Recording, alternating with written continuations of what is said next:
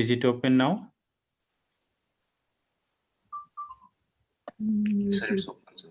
Yeah. Attendees joining, sir. Wait a Okay. minute, sir. Okay. Fine. Thank you. So, sir, shall we start now? Yes, we can start. Okay.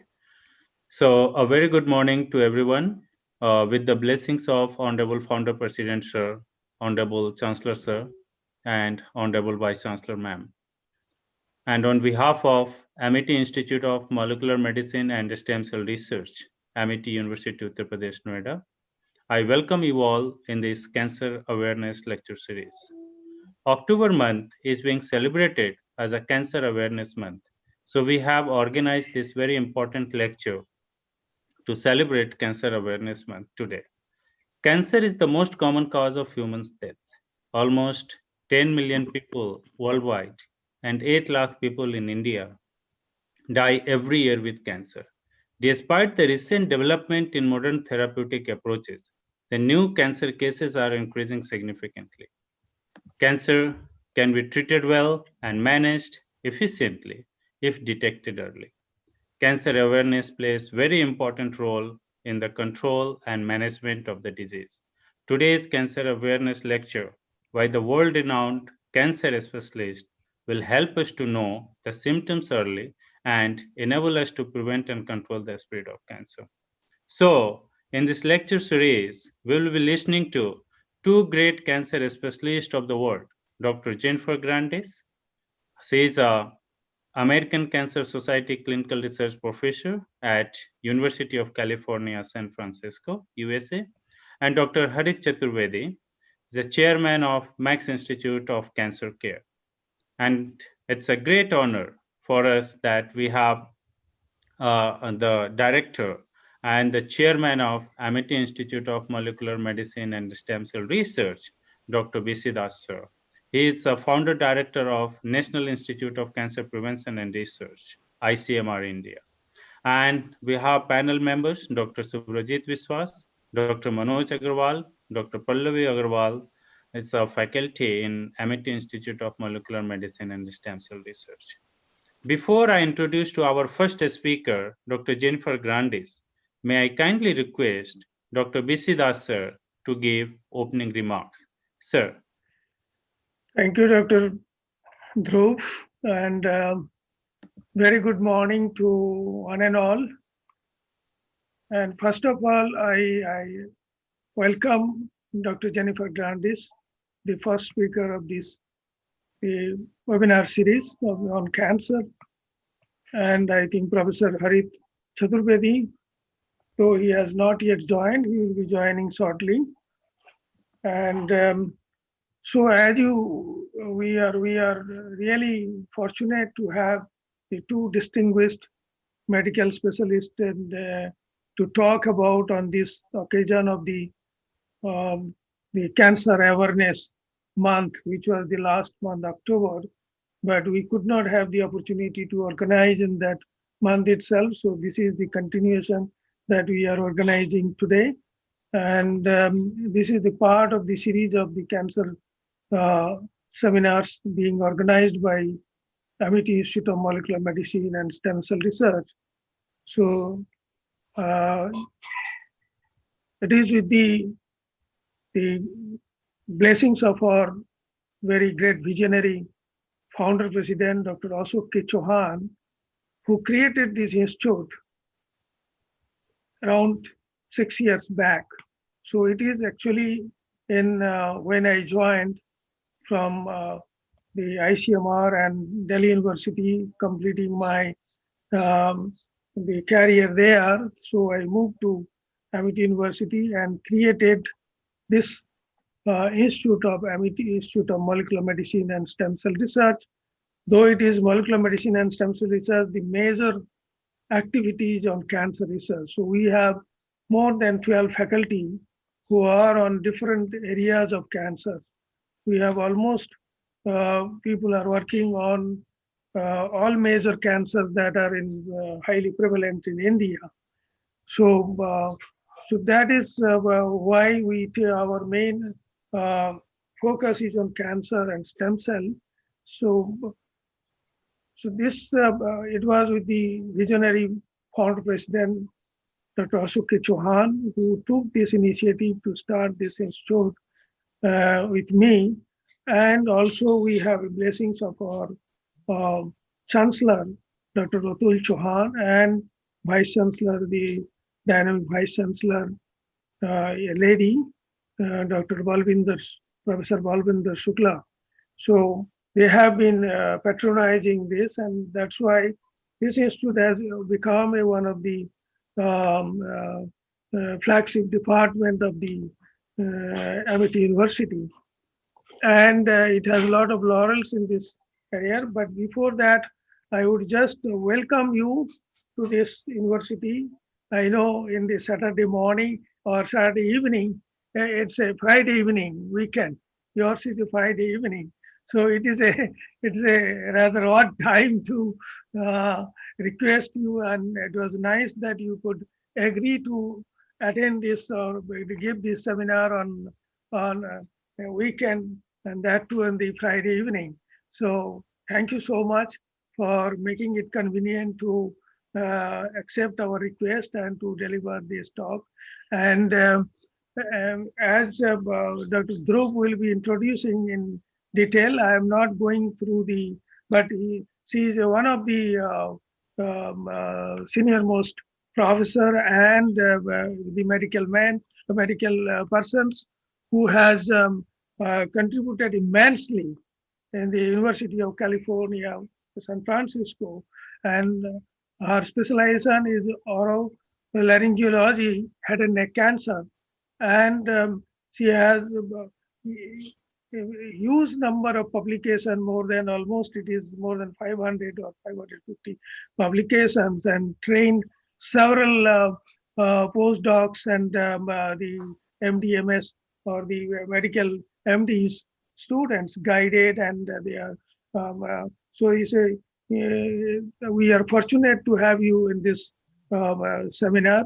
And as you know, that little bit of impressions of the cancer situations in India and the global, that in India it is more than 1.35 million new cases in the year 2020, and 8 lakhs deaths are expected in this.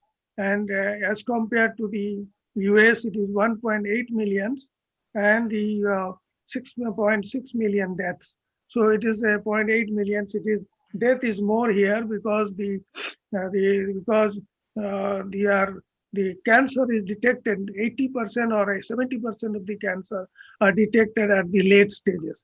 This is the bad part of Indian situation, because people are little afraid to go, whereas others, those who are enlightened or those who are exposed to know the reasons and all, they go immediately to the doctor and they get tested. But here, people's psyche is different, that they try to avoid. So that has led to this late detection, and that's why they come in the late stages, and so death rate is more. So, but the prevalence, and as you know, it is all over the world, that because of the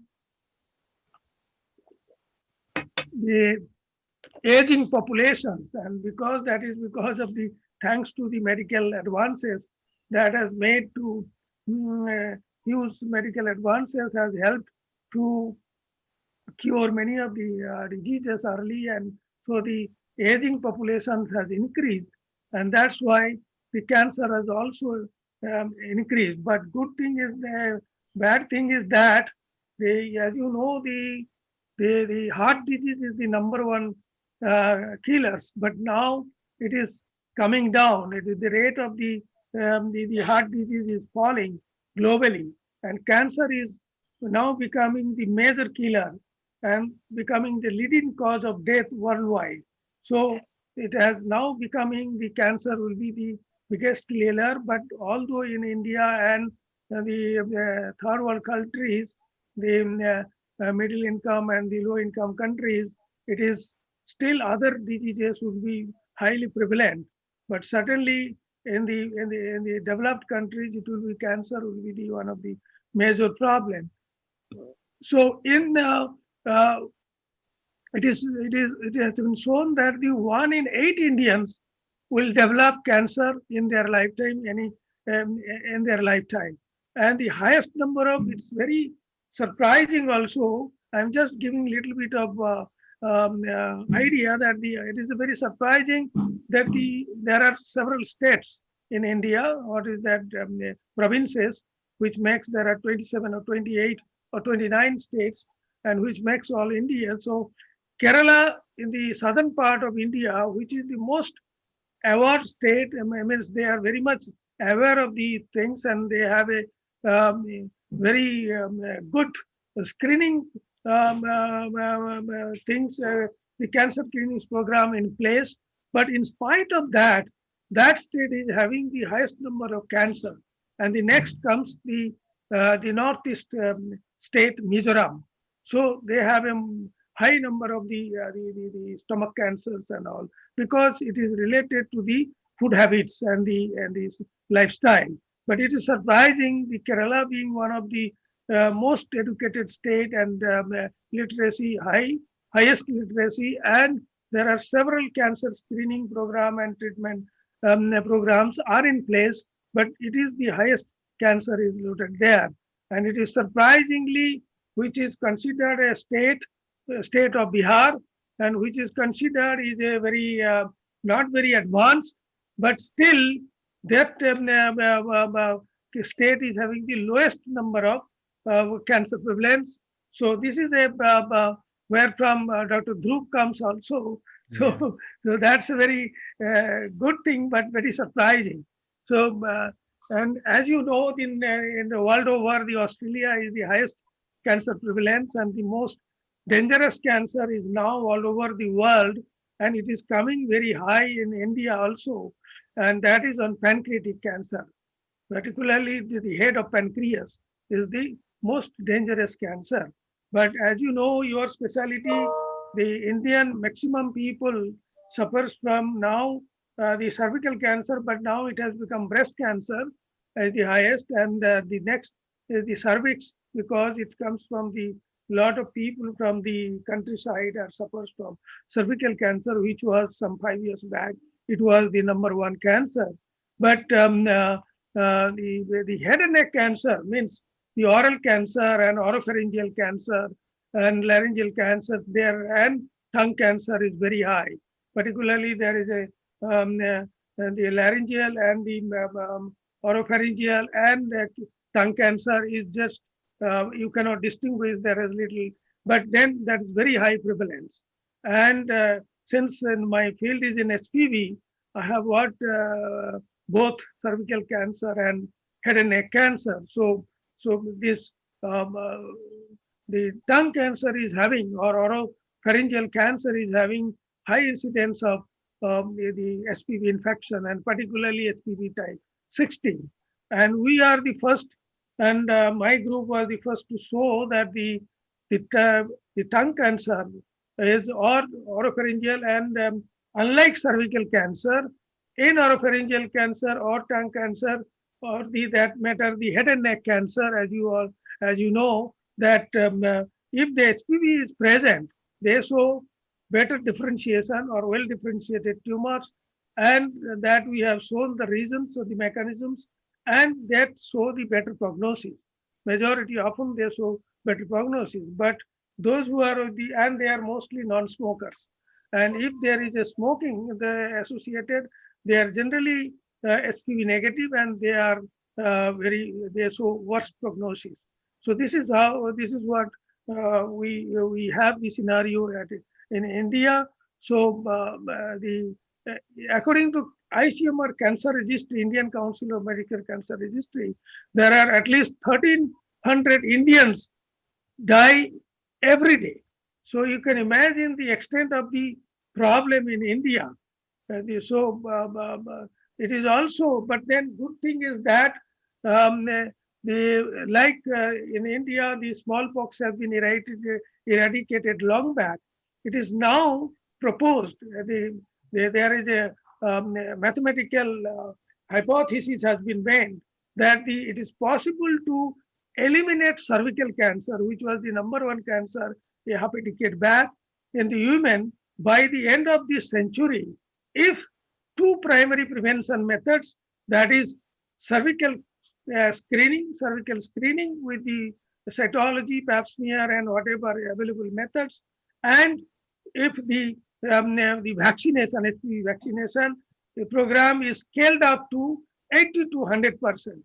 You will be surprised to know that in India, because of the immunogenicity testing when it was done by PATH and the Indian Council of Medication jointly in India some 7-8 years back in Andhra Pradesh and in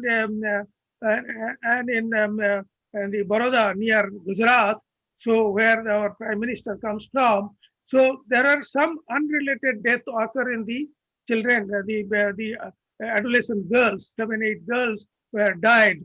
And after that, there is a case in the court, and the vaccine is not in place in India. So far, there are majority of countries in all over the world has taken our vaccine for cervical cancer, Gardasil and cervix. But in India, the vaccination program it is not a national program. It is going fragmentary with the wish of the educated population, those who want to. Like in Delhi and in Punjab, it is going on, but not other states. So this is a very unfortunate thing. So that's why if the government wants, and in India, and the vaccination is program and the cervical cancer screening program is scaled up to 80% to 100%, then coverage of the population, then it is possible to get rid of the cervical cancer by the end of the century. But it is heartening that at least there is a vaccine to protect against at least one cancer, that women cancer, that we have a vaccine. So I will not go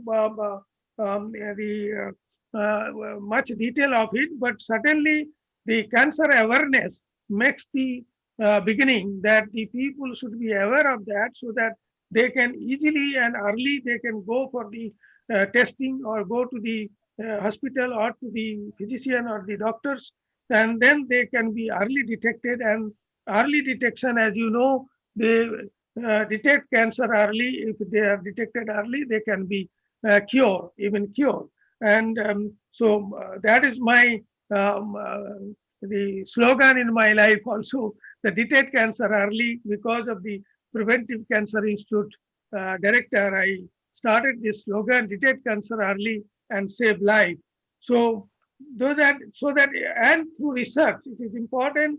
Also at the same time, today we'll be talking about the awareness and how the cancer, the burden and the extent of the problem. But certainly there is need for a lot of research, and so it is important. This is the time to cracking the cancer code, like genetic code has been cracked, and now we know much of the genetic code and human genome. That's why a lot of it has come, the genomic medicine and or the personalized medicines. So this is what is now that research needs to for the cracking the cancer code to develop effective therapy. And mostly the therapy are there, but then it should be the relapse-free therapy, because majority of the cancer, the recurrence is there. So it is important. So it is also proposed that in India, the cancer burden will be almost double. It will be almost 20 lakhs or what you call it is 2 millions, and in next 20 years time. So it is important to the world over, because of this cancer burden is increasing, even defeating the heart diseases. So with this brief background, I will just once again welcome you to Amity University and welcome you for your illuminating talks. We look forward to this precision medicine and head and neck cancer, or the cancer in general. So I would appreciate your accepting our invitation. I know Dhruv has played the major role, who has spent some times in his career with you, and that's a great opportunity to have an introduction with you and all.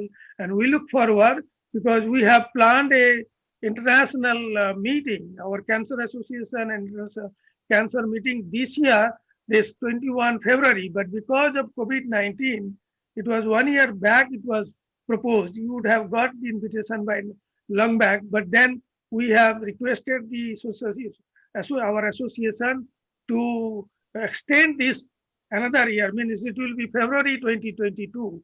So we will be just starting the preparation in the beginning of the 2021, and we look forward to your physical presence in India and our institute.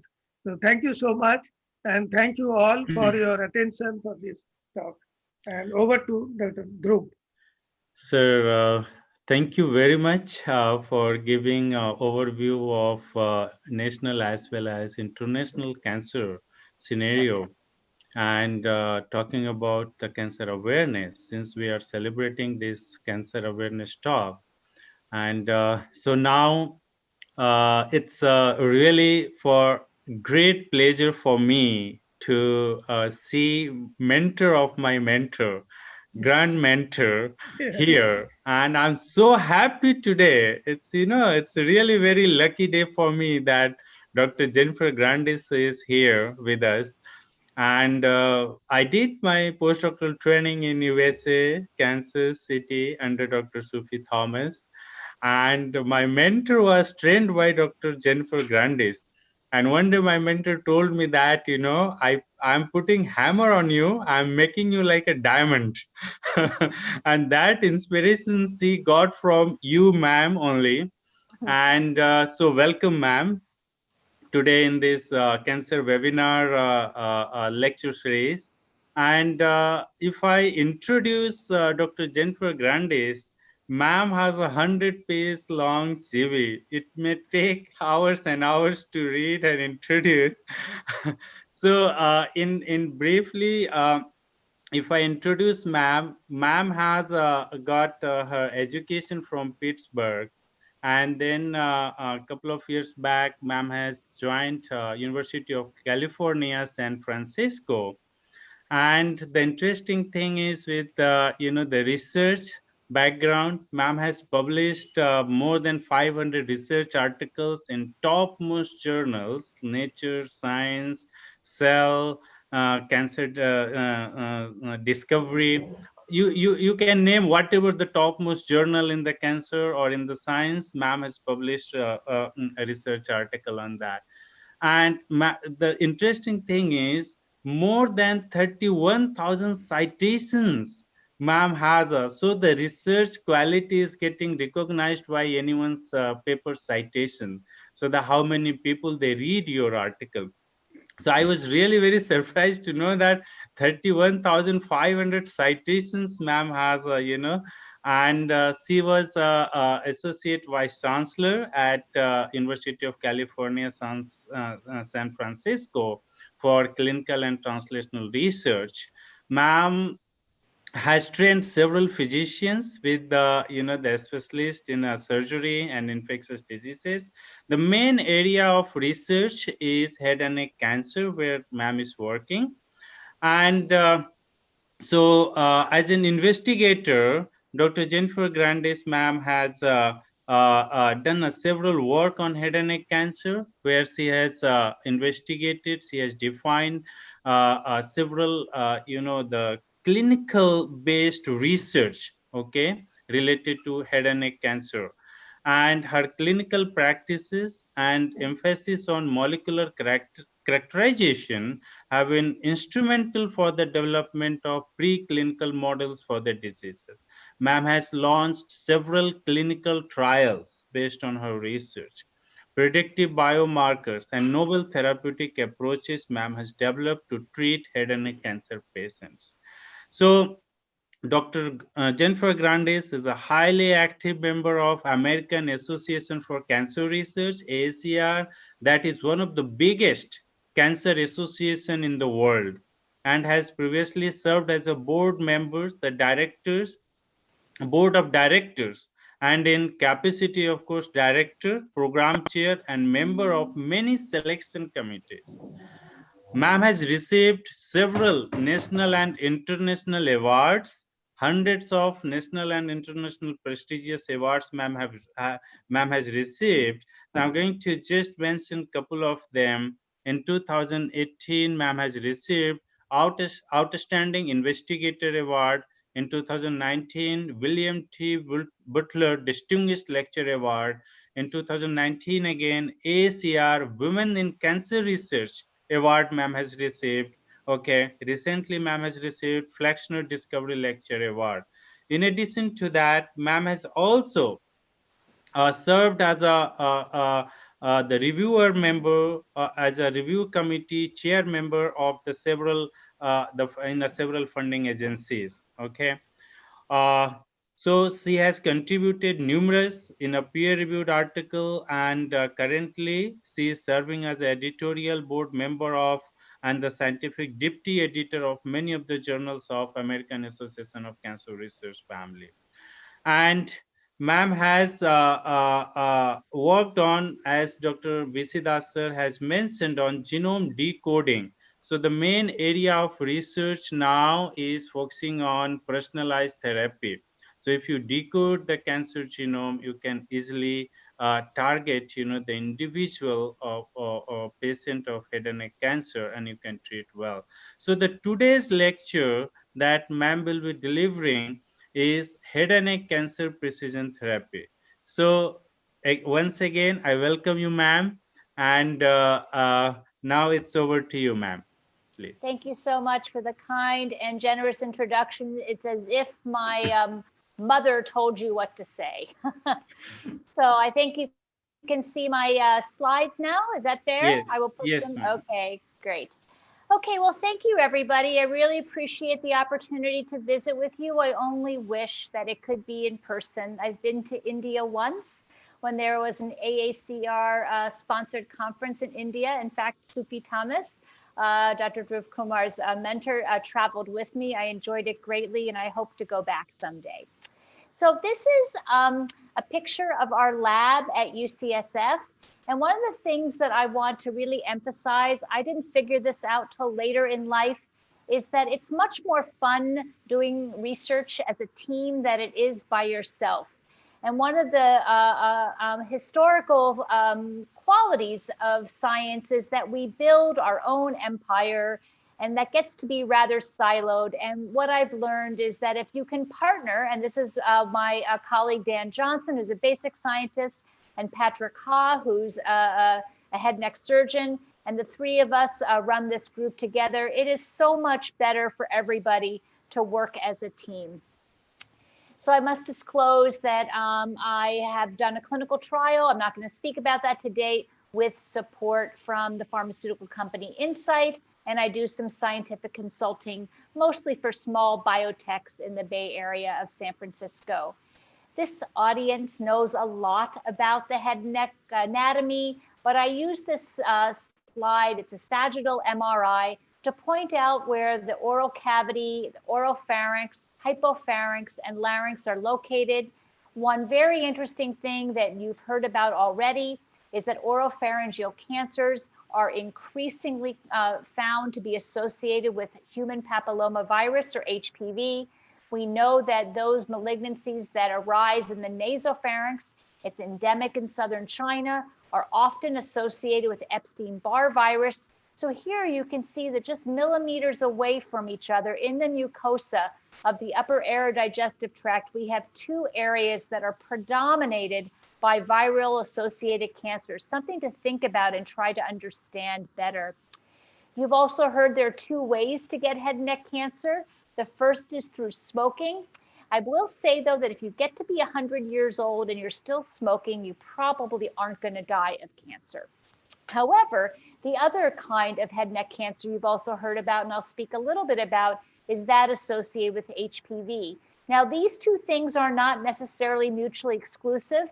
For example, we now know in our US veterans population, they are getting, like all populations, getting more and more HPV positive head and neck cancer, but because they are also smokers, they have a worse prognosis compared to people who get HPV positive head and neck cancer and don't smoke. This slide is a couple of years old, but sadly, the trends continue. In most of the world, we know that smoking-related cancers are coming down in incidence, HPV negative head and neck cancer, but without widespread adaptation of the HPV vaccine, and we don't see widespread adaptation in North America, or I should say in the US, my guess is the vaccination rates are much better in Canada where they have nationalized health. We just see these rates going up and up. And I can tell you that about a year and a half ago, the number of HPV positive throat cancers in men surpassed the number of cervical cancers in women in the US. So it is the most common HPV related cancer in America. There are very few drugs that have ever been approved by the Food and Drug Administration to treat head and neck cancer. Cisplatin was approved in 1978, and platinum, either cisplatin or carboplatin, it's still the main drug we use to treat patients with head and neck cancer.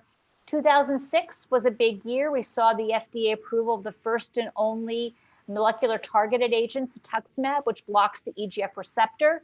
And then to 2016, we were hit by the immune checkpoint inhibitor or immunotherapy wave, and pembrolizumab and nivolumab were both approved for recurrent metastatic disease.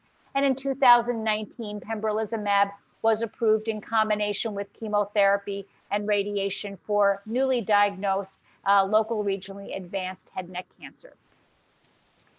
Why should we all want to study head and neck cancer besides the fact that it's common, it's morbid, and it's lethal? Well, unlike cancers in many places like the pancreas, we can get tissue for biopsy. There also are a fairly large number of very well characterized cell lines. The Cancer Cell Line Encyclopedia has a lot of information, mutational profile, RNA-seq information, et cetera, on these models.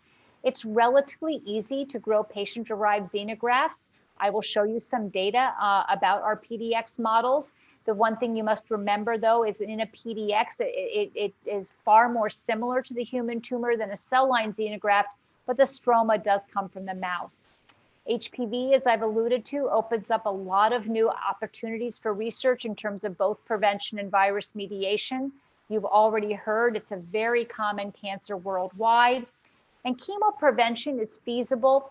For example, the statistic that's most meaningful in this setting is that if a patient survives their first head and neck cancer, and about half of our patients will, they will get a second tumor of the upper air digestive tract at the rate of about 3 to 6% a year. So there's a real opportunity for some sort of intervention to try to prevent future tumor formation. And sadly today, we do not have any predictive biomarkers. What I mean is, we know that if EGFR levels are very high, the prognosis is poor. We know that if HPV is present, the prognosis is better. But we don't have any treatments that we can link to those features, nor to any other feature. So frankly, we see a patient with head and neck cancer, and we treat them with a combination of surgery, radiation, and chemotherapy. And we've done that for a very, very long time. So as was alluded to, I had the privilege of collaborating with investigators at Harvard and the Broad Institute, and we published one of the first papers characterizing the mutational profile of human head and neck cancer. The punchline to the story was the presence of the notch mutations. These had not been anticipated. We still actually don't know what they mean, what to do about these notch mutations. And so we decided to pivot our lab to try to create platforms to profile mutations, to try to understand how we could leverage this information to deliver patient therapy. And we focused on one of the more common oncogene mutations, that of PIK3CA.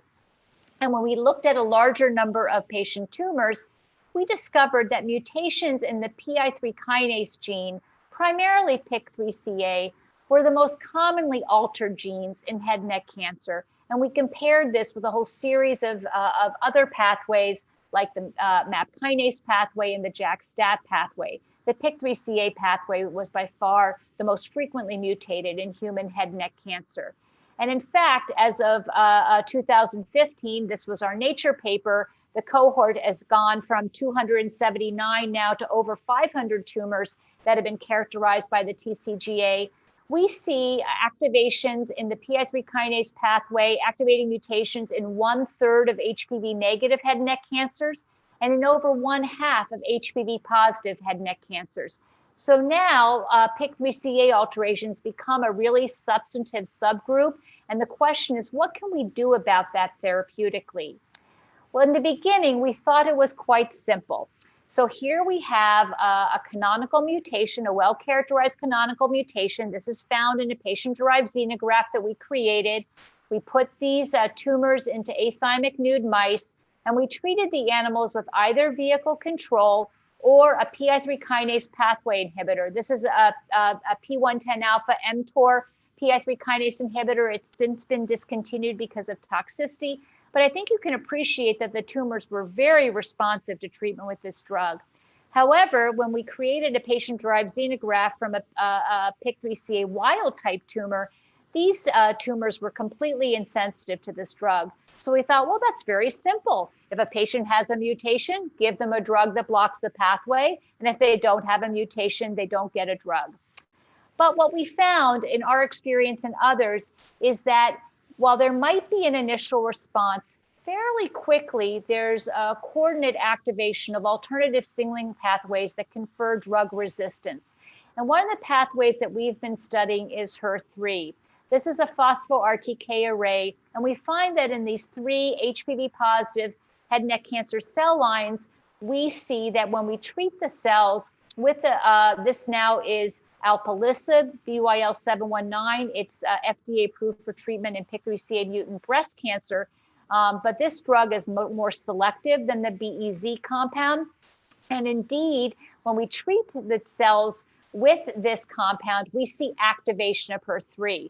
So targeting the pathway can actually activate another growth factor receptor signaling pathway, and that is HER3.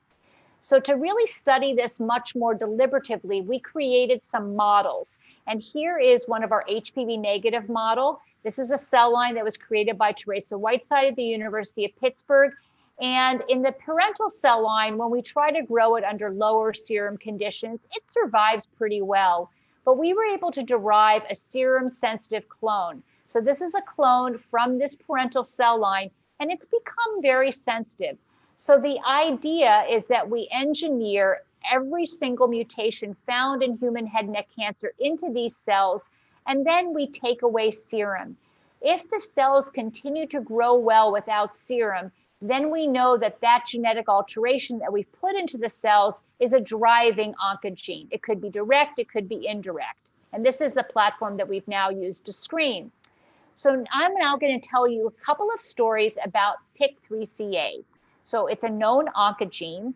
The vast majority of mutations in all human cancers, including head and neck cancer, are found in these very well characterized canonical loci that are recurrent, that are known to be activating. And 2/3 of human head and neck cancer has these mutations. But fully 1/3 have mutations at other sites, either the helical domain, kinase domain, P185, C2, or linker domain. And we had no idea what the functional consequences of these mutations were, so we decided to find out. So as I mentioned, we've created this platform. We introduce the mutation into a TET-inducible lentiviral vector. We then express it in our serum-indicted model, and then we screen cell viability when we take away serum. So this is just showing you, we flag tag all of our constructs, and we can express these constructs in this model. Now we're nearly finished with this. So this is unpublished data. We have a couple of more to characterize. But I think you can appreciate that when we look at all of these non-canonical mutations, the majority here in red are found to be activating. The cells continue to grow in the absence of serum when these mutations are engineered. And these mutations appear to be non-activating, non-canonical mutations. What was really interesting to us is that in collaboration with a good friend, Gordon Mills, who used to be at MD Anderson, he's now at Oregon Health Sciences University, is he tested each of these mutations in 2 other platforms. Here is our head and neck model. This is an IL-3 dependent hematopoietic model. And this is a factor-dependent MCSF10A model. And I think you can appreciate that in general, if a mutation is activating, it's activating in all three models. If it's non-activating, it's non-activating in all three models. This mutation here is a non-canonical activating mutation. We've actually identified this mutation in a patient with head and neck cancer who had an exceptional response to the drug alpelisib. In addition to looking at cell survival, we've also looked at colony formation and migration through matrigel. And in general, the mutations that we find to be activating also enhance colony formation and enhance cell migration. In contrast, the mutations that are non-activating don't have an impact on colony formation or on migration when we induce them with the addition of doxycycline. So here's a summary again of the concordance across not only the three different models, but the three different assays. So in general, if a mutation is activating in one assay, it's activating in all three assays with a couple of exceptions. We've now asked the question, how can we predict if we know where the mutation is localized? Can we use structural biology to actually understand why a mutation is activating versus why a mutation might be non-activating? Well, there are two well-known mechanisms of oncogenic PIK3CA mutations. The first mechanism is release of SH2 autoinhibition, and the second mechanism is increase in PI3 kinase's interaction with lipids, and we'll go through a couple of those different models. So here we have one of the canonical mutations, and one of a graduate student in Natalie Ura's lab who's collaborating with us on this project modeled this mutation and show how this known canonical mutation serves to release autoinhibition. So that's a known mechanism. And we now know that we can predict that a variety of these non-canonicals would actually act the same way. We would predict that they would reverse the charge of the residue and hence release the autoinhibition. So this now becomes a biologically plausible explanation for the phenotypes that we're seeing in our assays. In contrast, the H1047R mutation is known to confer activation by increasing interaction with lipids. And again, here is a model of where this mutation exists by our graduate student. And indeed, we can see that these mutations would most likely reverse the charge of the residue and increase interaction with the membrane lipids that are located near the predicted lipid interface. And this would remove a charge, this mutation, and induce a nonpolar residue or vice versa.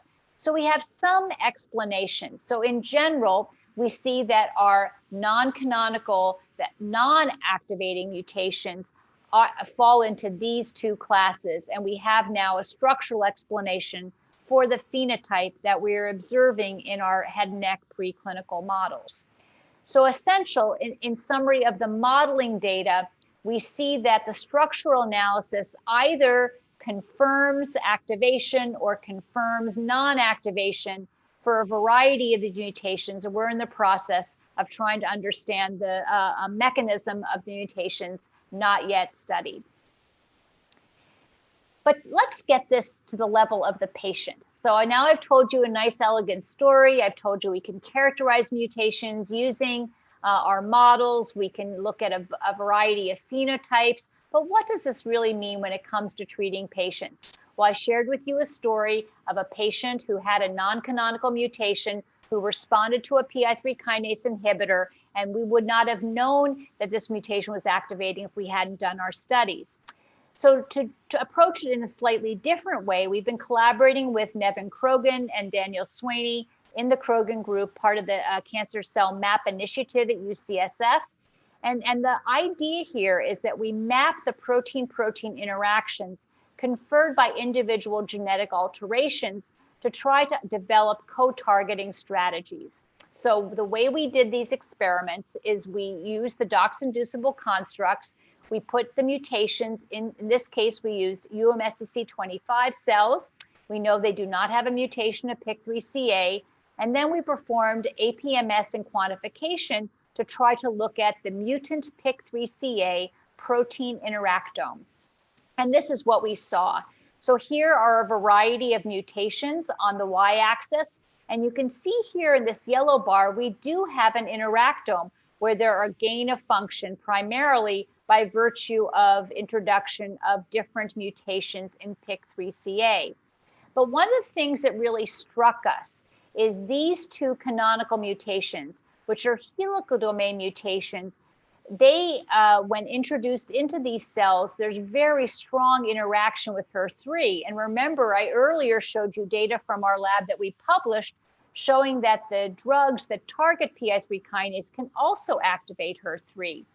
In contrast, the H1047R canonical mutation, which is a kinase domain mutation, doesn't show any significant interaction with HER3.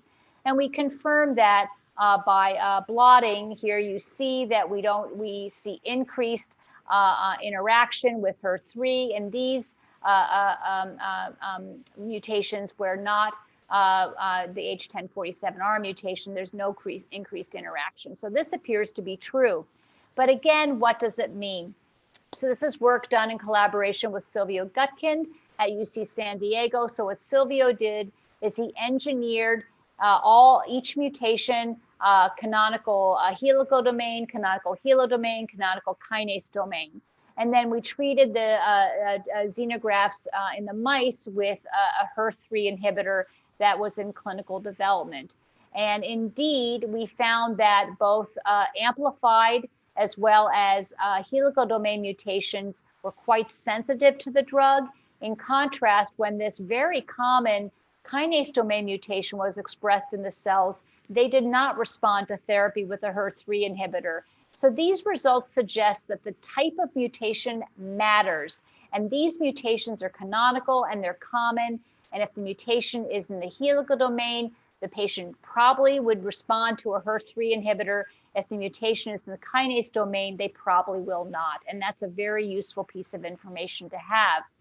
So now to begin to really characterize what happens to head and neck cancer patients with these, with a P110 alpha inhibitor, we are now doing a window of opportunity trial. I'm doing this in collaboration with Julie Bauman, who's a medical oncologist. We work together in Pittsburgh.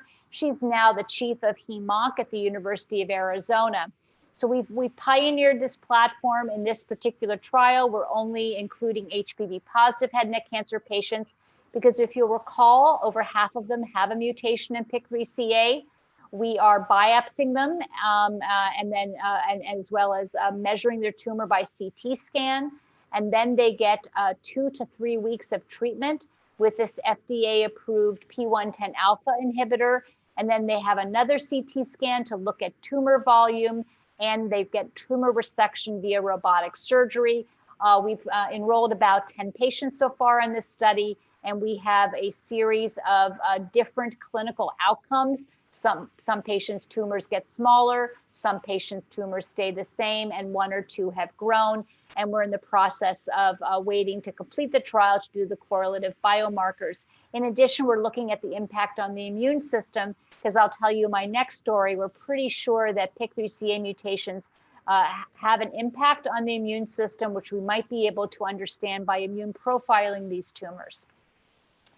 So that was a fairly simple story. I told you about oncogenic mutations and about drugs that directly target those mutations, how you could treat the tumors with those drugs, and how we anticipate drug resistance and think about co-targeting. The next story I'm going to tell you, and the last story of my presentation this morning, is based on information that appeared in this article in the New England Journal back in 2012. This is an epidemiological study. There was no biology, but what they noticed in a very large cohort, this is the Nurses' Health Study, that those patients who had colon cancer, whose tumors had a PIK3CA mutation, if they happened to be taking aspirin, which is a known chemopreventive agent for colon cancer, they had a much better survival than any other condition. So we looked at this article when it came out and we thought, maybe we know what's going on. What we had been studying in my lab for a very long time is G protein couple receptors, mechanisms of transactivating EGF receptor tyrosine kinases. We knew that prostaglandin E2 is a G protein couple receptor. We knew how it cleaved EGFR proligand, specifically transforming growth factor alpha and ampiregulin, causing activation of EGF receptor and downstream activation of PI3 kinase. We also now knew from our mutational work that PIK3CA was mutated, as I told you, in a lot of head and neck tumors. So there was a lot of reason for this pathway to be activated. We also had some evidence that treatment with non-steroidal anti-inflammatory drugs, which would block prostaglandin E2, could indeed have anti-tumor effects. So we asked the following question. We asked with our large cohort of tissue, we were able to determine whether or not patients were treated with non-steroidal anti-inflammatory drugs after their head and neck cancer diagnosis, because we accessed their medical record. We had the tissue, so we were able to look for PIK3CA gene amplification by FISH, and we were able to perform sequencing of PIK3CA. We also looked at HPV status, and we had 266 cases. And we asked a very simple question, and that is, if a patient with head and neck cancer has a PIK3CA mutation and happens to be on a non-steroidal anti-inflammatory drug for a reason other than head and neck cancer, is there any evidence that their disease-specific and overall survival is different? And I'm going to show you the data. So if a patient has, if their tumor has wild-type PIK3CA with no amplification, it did not matter if they never used NSAIDs or they chronically used NSAIDs. Their survival at 5 years, and this is disease-specific survival, was exactly the same and exactly what we predict, about 50%. In contrast, if a patient had a gain-of-function alteration of PIK3CA, either mutation or amplification, and they were not taking aspirin, their survival at 5 years was worse. And this is not terribly surprising. It's an oncogene, and this has been reported in other malignancies such as breast cancer. However, if these same patients happen to be taking an NSAID, and about 75% of our patients were taking baby aspirin for cardiovascular reasons, their survival at 5 years goes from about 25% to about 80%. It was really remarkable. We then went to our animal models to try to test whether this was true. It's hard to recapitulate this kind of data in an animal model, but we did the following experiments. Remember, I told you we had a large collection of patient-derived xenografts. We knew we had xenografts that were wild type and xenografts that were PIK3CA mutant. So we implanted those PDXs into mice. And I think you can appreciate that when a PDX is PIK3CA wild type, their tumor volumes, when we treat the mice with an NSAID, in this case, I'm showing you the Selendac data, but we also did the same experiment with aspirin or with indomethacin or with celecoxib. And in every case, the wild type PDXs were insensitive to NSAID therapy. However, if the PIK3CA was mutated in the PDX, it grew more quickly. And when we treated those mice with an NSAID, we found a significant anti-tumor effect. We then looked at prostaglandin E2 secretion in the blood of the mice with these head and neck PDXs. And indeed, PGE2 levels were significantly lower in the wild type mice compared to the PIK3CA mutant mice, consistent with our proposed mechanism of increased production of prostaglandin E2 by virtue of having a mutant or amplified PIK3CA. And remember, I told you, we thought our patients always tell us the truth. And the particular cohort that we were looking at were patients who were treated with surgery followed by radiation or radiation and chemo with curative intent. And they received these non-steroidal anti-inflammatory drugs in the absence of gross disease.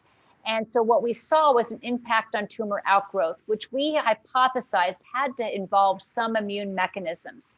So in this particular experiment, we've engineered a canonical PIK3CA mutation into an immunocompetent head and neck cancer model. In this case, it's MOC1.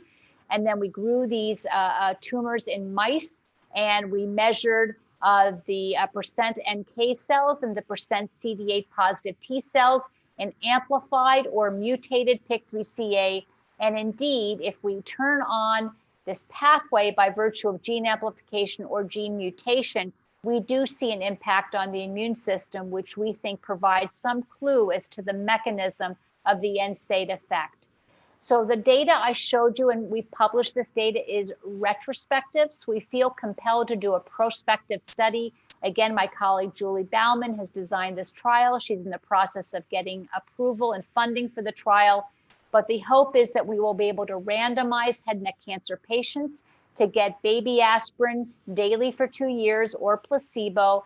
And we will look at the impact of PIK3CA alteration on disease-specific survival. And hopefully that will allow us finally to do something pretty remarkable, which is if we find a common genetic alteration in our patient's tumor, rather than recommending expensive immunotherapy for prolonged periods of time or other drugs that might be poorly tolerated, we can simply suggest that they take a baby aspirin, and we know that we will help those patients a great deal. So in summary, I think we're at an inflection point right now in cancer biology, as you heard earlier. We know a lot about signal transduction. We now have an enormous amount of information about genomics. We need to put this information together to design precision medicine experiments and treatments. And I would just make a plug that when you collaborate with your clinicians, if they can be moved to get you tissue biopsies on therapy, particularly in the setting of treatment response or treatment resistance, it can be enormously valuable as we move forward. And so I'd just like to close today by thanking all of my collaborators at University of California, San Francisco, my collaborators in other places who I've mentioned, as well as my funding sources. And so I will stop sharing my screen and say thank you very much.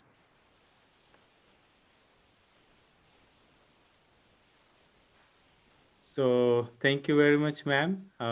Thanks.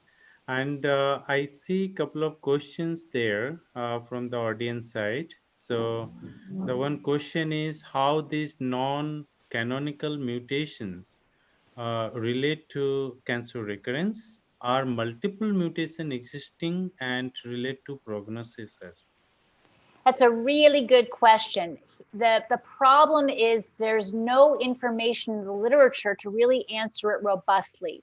So in our study that we published in the Journal of Experimental Medicine in 2019, we included canonical and non-canonical mutations, but we couldn't distinguish the impact of canonical from non-canonical because we only had about 90 patients of the 266 that had amplification or mutation. So for each individual mutation, we simply were not powered to be able to tell you whether a specific mutation related to recurrence. But one can presume that the disease-specific survival is related to recurrence. So I would make the assumption that in those non-canonical mutations that are activating, and we're almost ready to submit that paper for publication, you can be relatively certain that they would be related to prognosis, which would include higher risk of recurrence.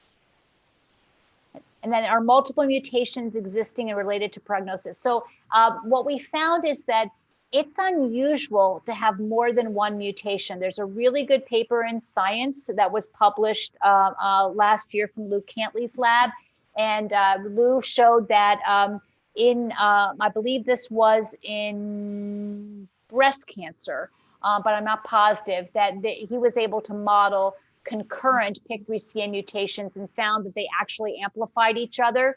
So we went back and looked at the TCGA, and we have now created constructs that have the concurrent mutations. There's just a couple of them that we found occur together, and we're in the process of analyzing the phenotype of those co-occurrent PIK3CA mutations. They're always two non-canonicals. Ma'am, I have another question that the cancer pharmacogenomics, it plays now very important role in personalized medicine development. So, as you have already mentioned, that tissue sample post treatment is that plays very important role. Now, how these patient when they get treated, when they get cured, are they how they are they willing to give their biopsies or the samples for such kind of studies? It's a good Because question. I would say if a patient has been cured, there probably isn't anything to biopsy. And probably what's the most important thing is when a patient gets enrolled on a clinical trial, historically we were very reluctant to ask them if we could biopsy them as part of the trial because it added some morbidity and some cost. But we realized that if we don't get the tissue, particularly at the time of tumor recurrence, we really can't help them very much. And so what we do now is some of our increasingly our protocols require biopsy, and the patient knows that when they sign the consent form. But quite frankly, I have found that if we engage our patients as partners, and the hope is that not only do we help them, but by participating in research, they help others. They're usually very willing. And that's, again, an advantage of head and neck cancer, in that we can often get these biopsies in the outpatient setting under local anesthesia. They don't require a trip to the operating room. okay, thank you, ma'am. Another question that I see is PIK3CA, a specific mutation altering its interaction with HER3, is a very intriguing. Could you please suggest what could be the potential mechanism? Any epigenetic involvement are there?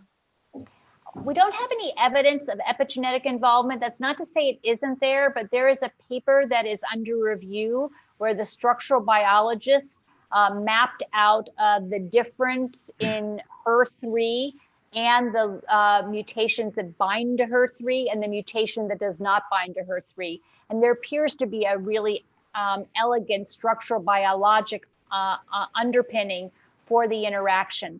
What's important to remember is that in the APMS studies, we can't be positive that these are direct interactions. What we can say is these proteins appear to interact with each other.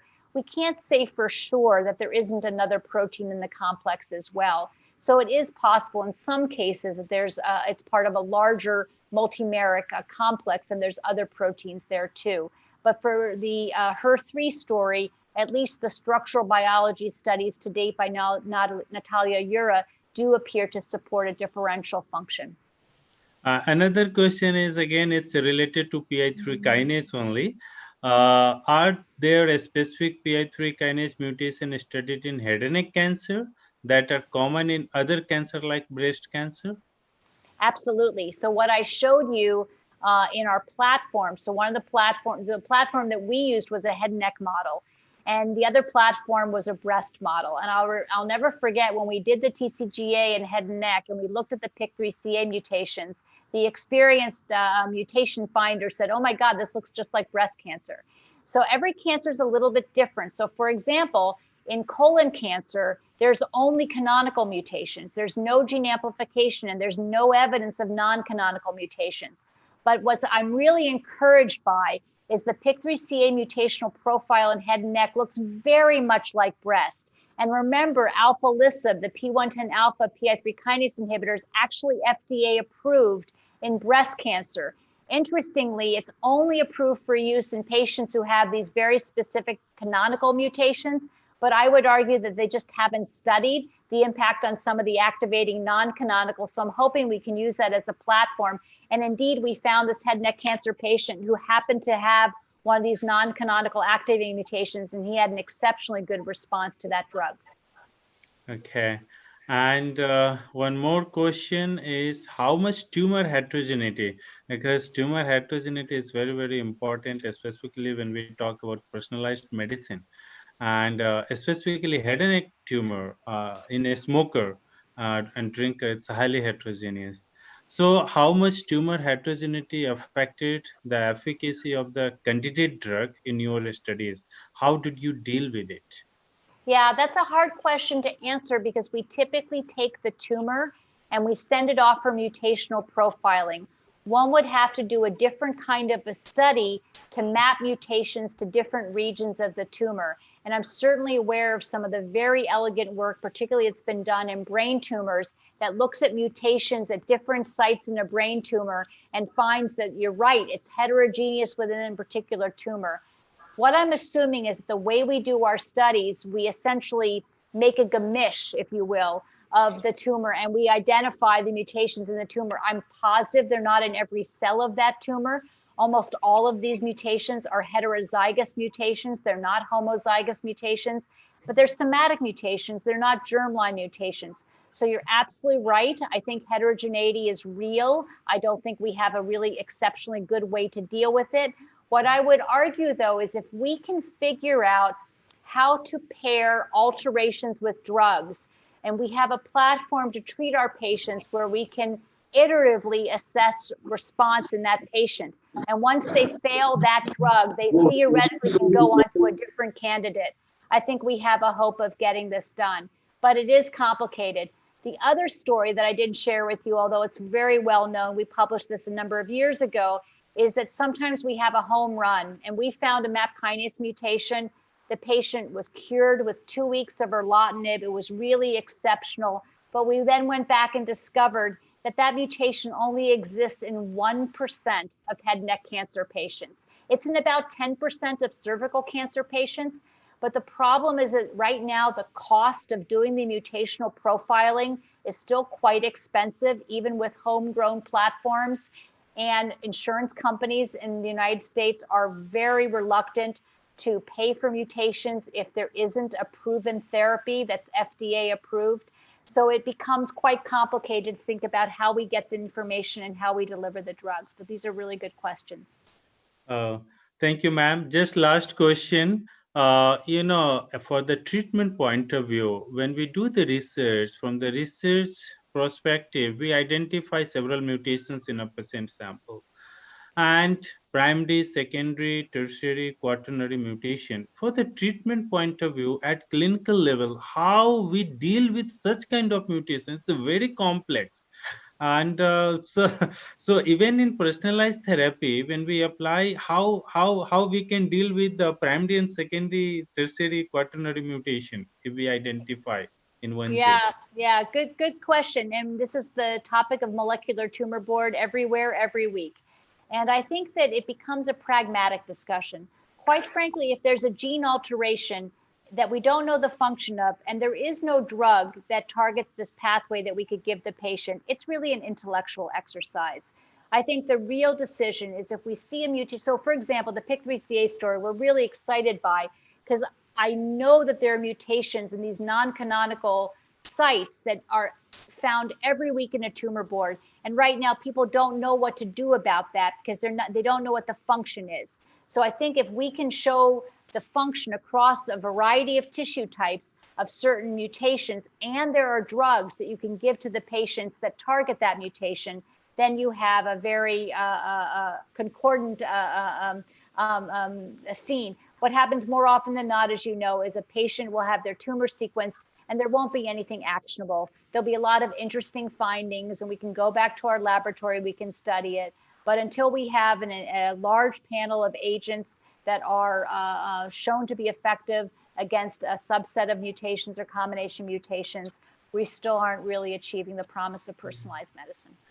Okay, so ma'am, thank you So very much. Dhruv, I will just have just brief questions. One, I know there are several questions, but briefly, I will just want to know: is there any attempts in the? What is the scenario you are in the treatment side in the clinical practice? That is there any medicine that, or what is the scenario in the relapse-free survival of a patient? What is the recurrence-free? Any attempts to have any type of drugs being tried with the head and neck cancer that? Oh, absolutely. I mean, recurrence-free survival is a very potent marker to indicate activity or non-activity. And many ongoing trials, primarily phase 2 trials, are powered for the endpoint of recurrence-free survival.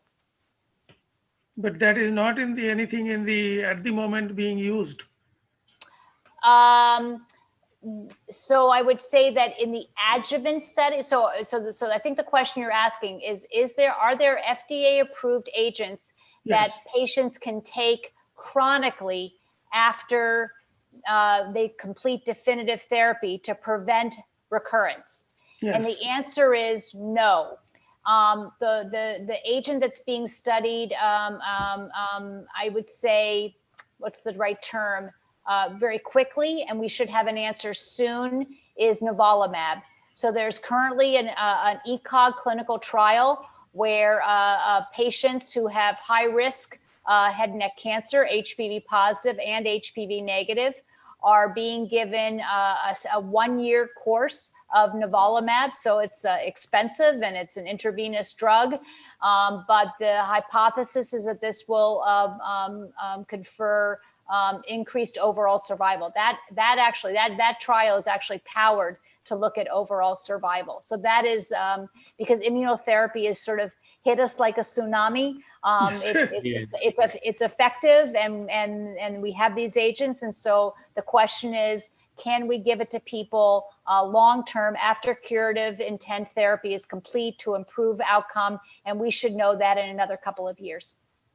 Okay, thank you. Thank you so much. Thanks. Just one thing, we have another second speaker, Dr. Harit Chaturvedi here, sir, is online. Sir, most welcome, sir, in this cancer webinar session. And ma'am, may I kindly request you, I know it's in USA, it's in night, maybe 10, 11 p.m. And so if time allows, time permits, may I kindly request you to be online here in the webinar series till the end. Or if you have another meeting or anything, other engagement, then that's up to you, ma'am. But our request is to, if you can be here till the end, that would be really great. Maybe audience will have some questions at the end. So Okay. that's up to you, ma'am. Okay. Okay, thank you, ma'am. So we have Dr. Harit Chaturvedi, sir, here in this panel. And before I introduce sir, may I request Dr. Biswas, sir, to welcome Dr. Harit Chaturvedi, sir. Good morning, sir. Good morning, Dr. Chaturvedi. Morning, sir. Good morning. It is nice to see you. I know you are extremely busy clinicians, so it's to find the time. It's great that you could make it convenient to attend and deliver this talk. And because I know how busy you are, and so he is one of the, as you know, he is one of the top medical surgeon, the cancer surgeon, an oncologist. He has he has the head of the team head of all the oncologists, the surgeons.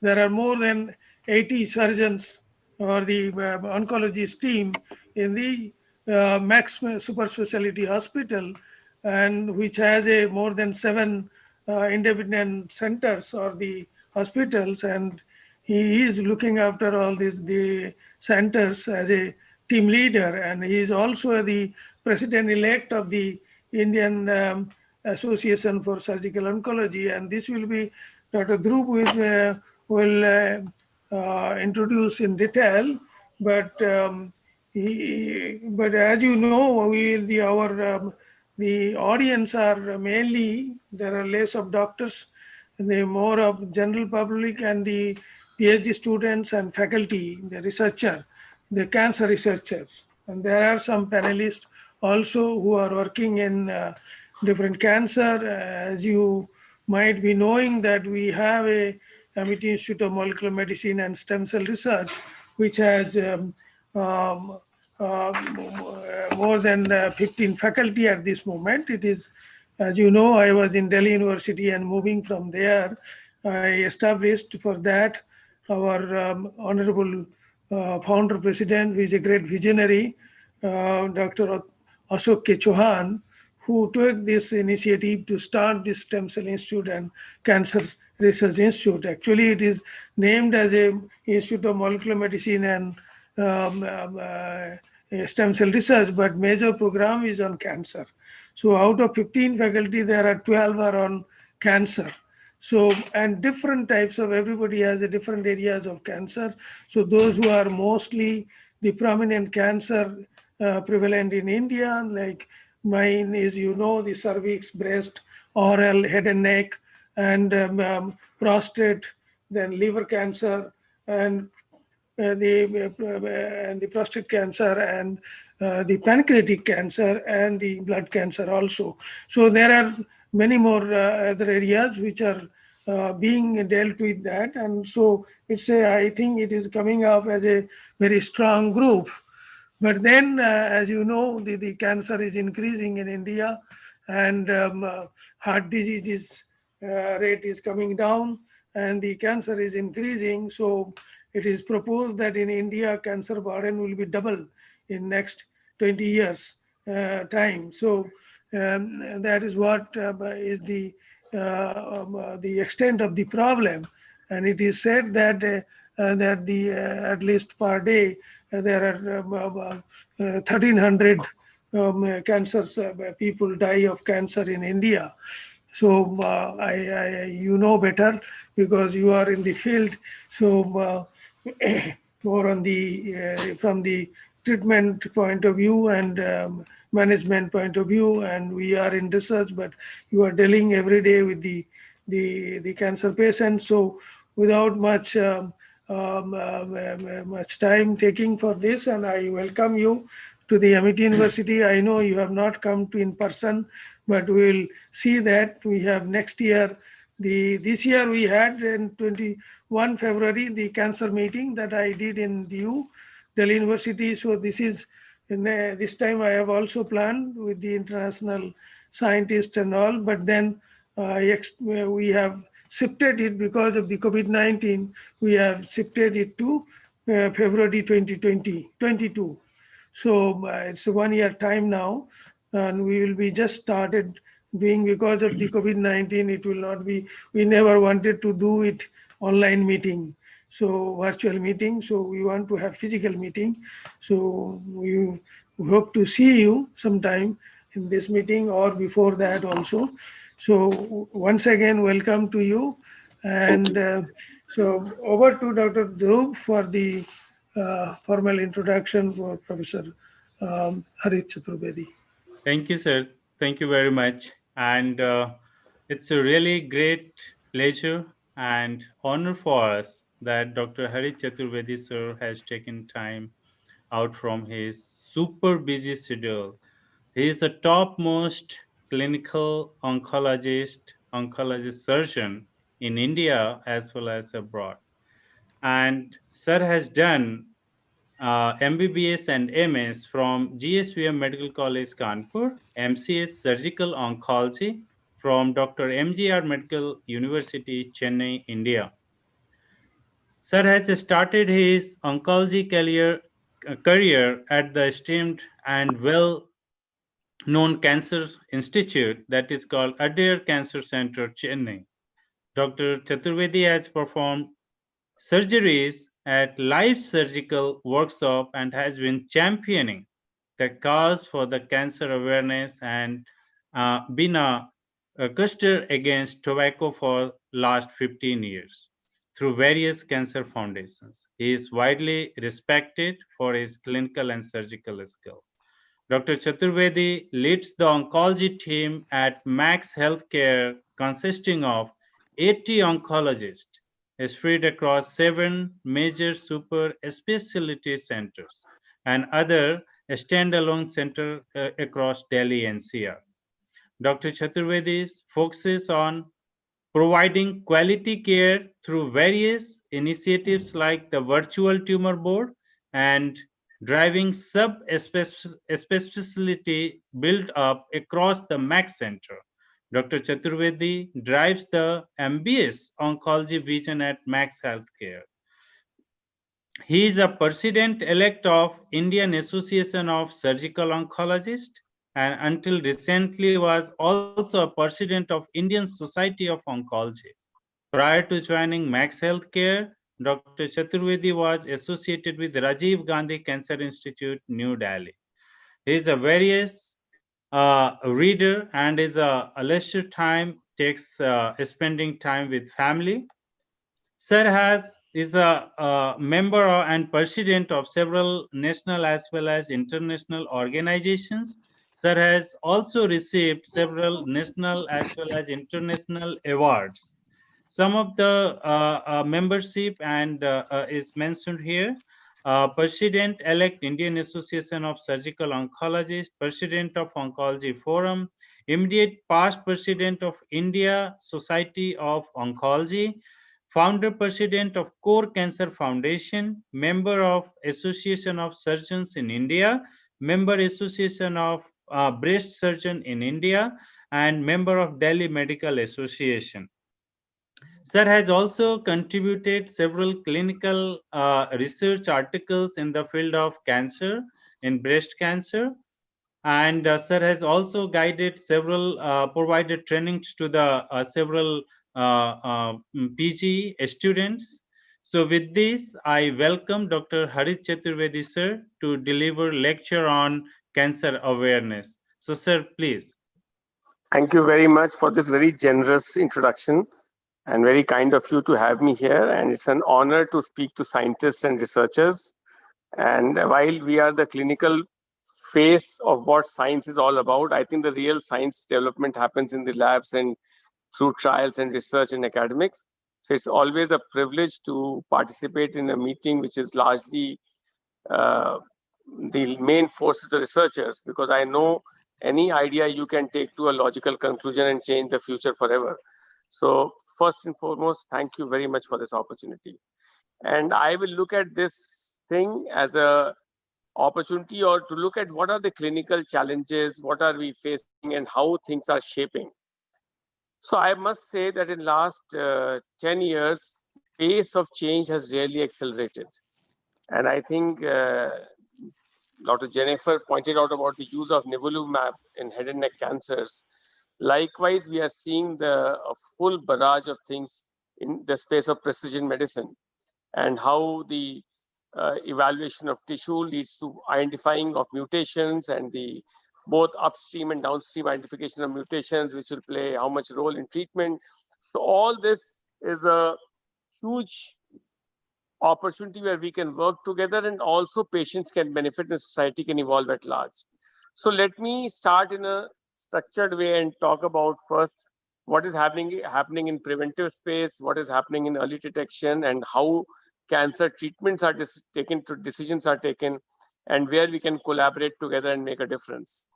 So if I talk about prevention of cancer, I think while in about late 60s or rather early 60s, the understanding about tobacco increased significantly.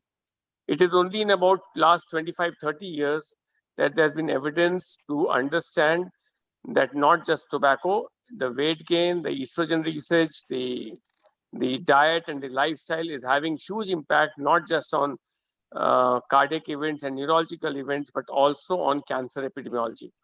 And that is why you see as the socioeconomic economy improves, the cancer incidence goes up. In India today, our incidence is about 120 per lakh per year. The corresponding figure in US and Europe is somewhere between 350 to 450 for country by country. So if our economy improves, this is where we are heading, it seems.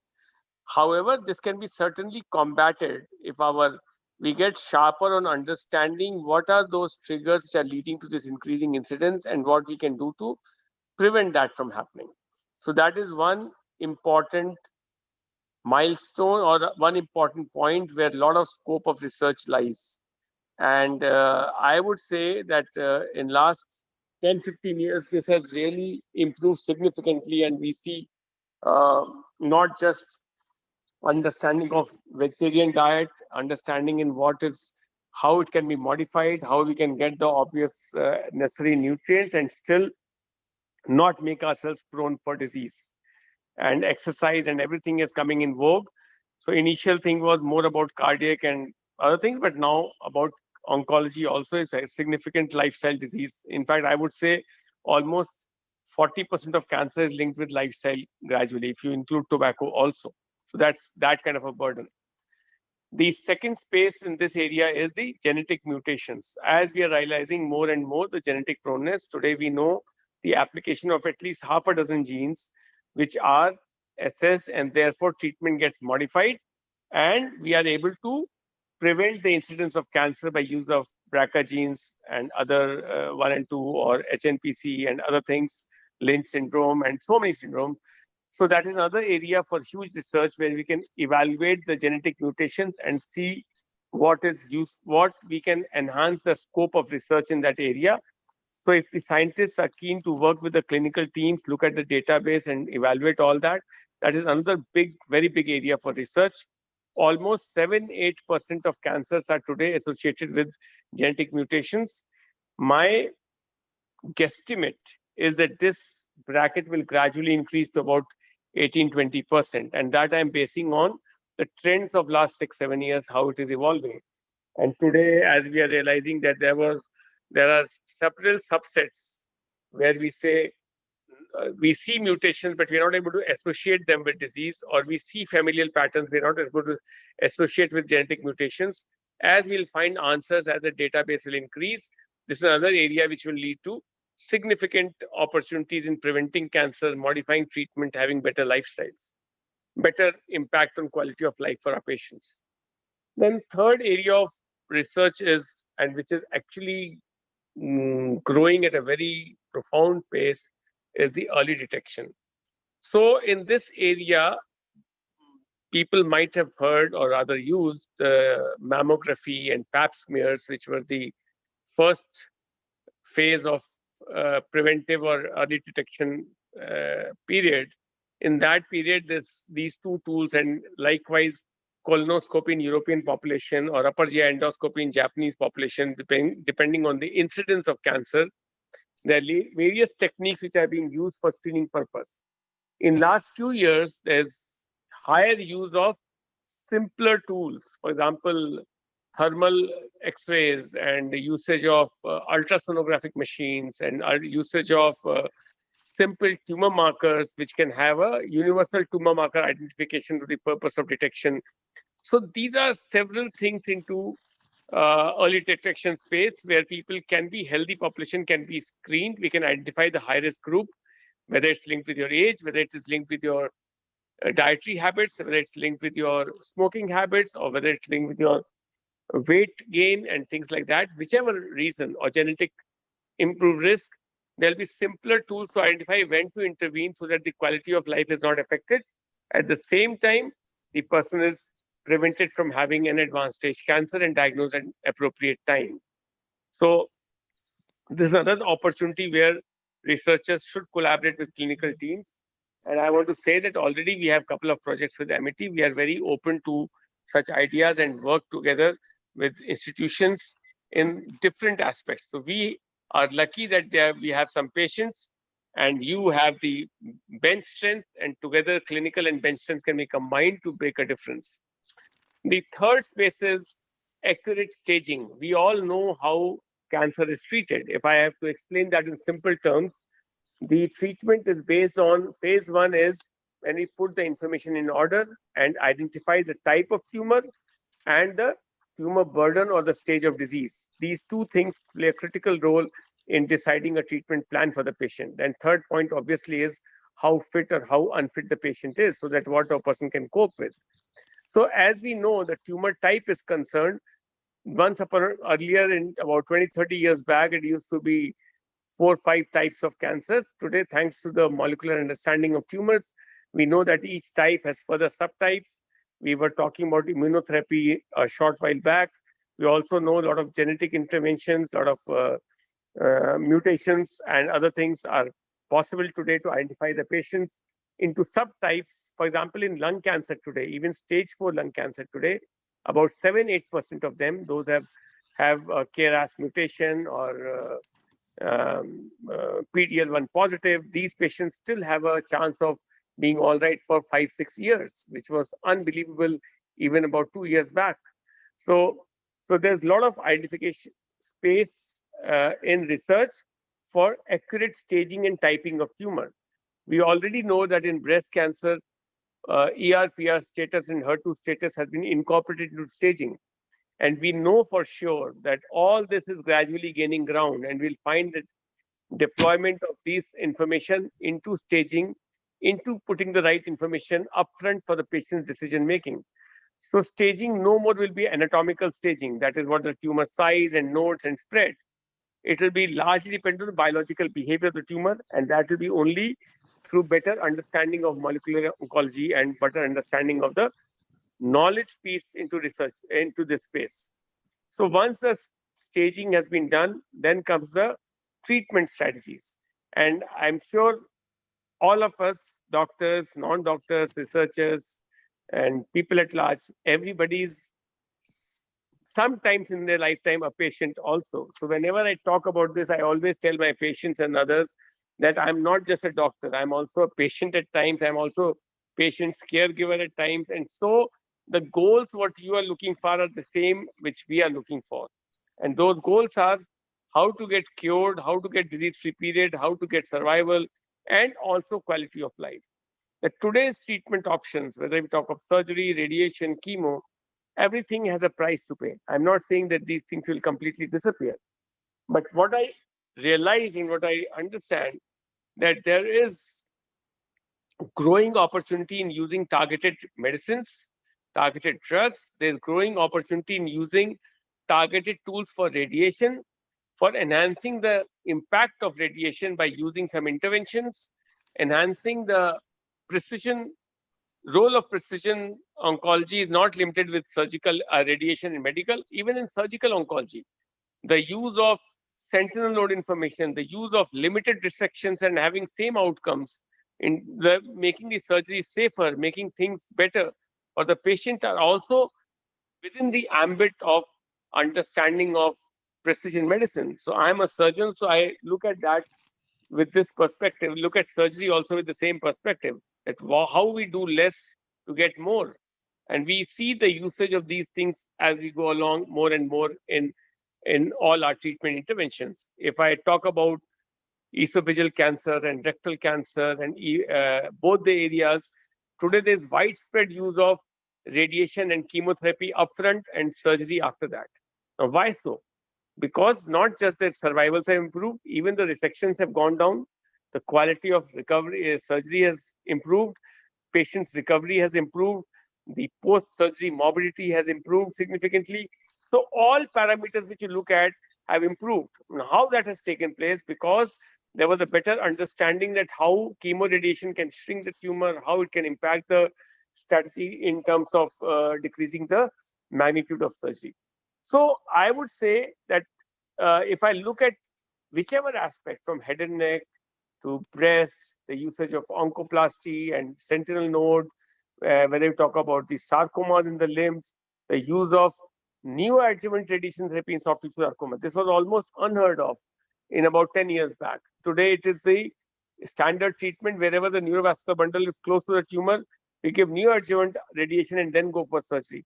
So what happens? That shrinks the tumor and gives a better margin, better control, and you're using the same tools in a better way. So my appeal to researchers and to your PhD students at Amity would be that there is an amazing opportunity in collaborating with clinical teams across, and there's no place better than NCR, where we have got almost 40 cancer centers. We have more than 40 research institutions. We have got thousands and thousands of scientists and clinicians. So I think it should be a good pot boiler where we can actually innovate and find solutions to our problems. I'm sure while we're talking about breast and lung, because these are more attractive, so to say, malignancies where a lot of research is happening, areas like gallbladder cancer, which are largely our problem, which is largely the problem of northern India. We should know that this is the gallbladder cancer capital lies on the Ganges belt. So there's very poor research happening in this space. If people get interested in it, this is one area we can make a big difference by collaboration and by research. And I'm sure if you look at recent developments, new theories have come up about the etiology of gallbladder cancer. As we will understand the etiology better, probably find better solutions for treatment and outcomes also, and collaboration for the use of targeted drugs and things like that. Today, there's hardly anything in that space. In colorectal and lung, there's a lot of research happening because these are Western problems and a lot of funding is happening in that area. Gallbladder cancer is our problem and very little research goes in there. If I look at oral cancers also, like head and neck cancer, we talked about nivolumab. Now, that is one cancer, but if you look at chewing tobacco as the cause of cancer, the areca nut and the tobacco, chewing tobacco leading to cancer, in that area, probably some innovative solutions will come, and they should come from our area because this problem is unique to Northern India again and to India as a whole, because chewing tobacco forms less than 10% of tobacco usage in the Western population, while here it is more than 80%. So we have to really relate with our challenges, our clinical situations, our etiological patterns, and find solutions with them for them working together.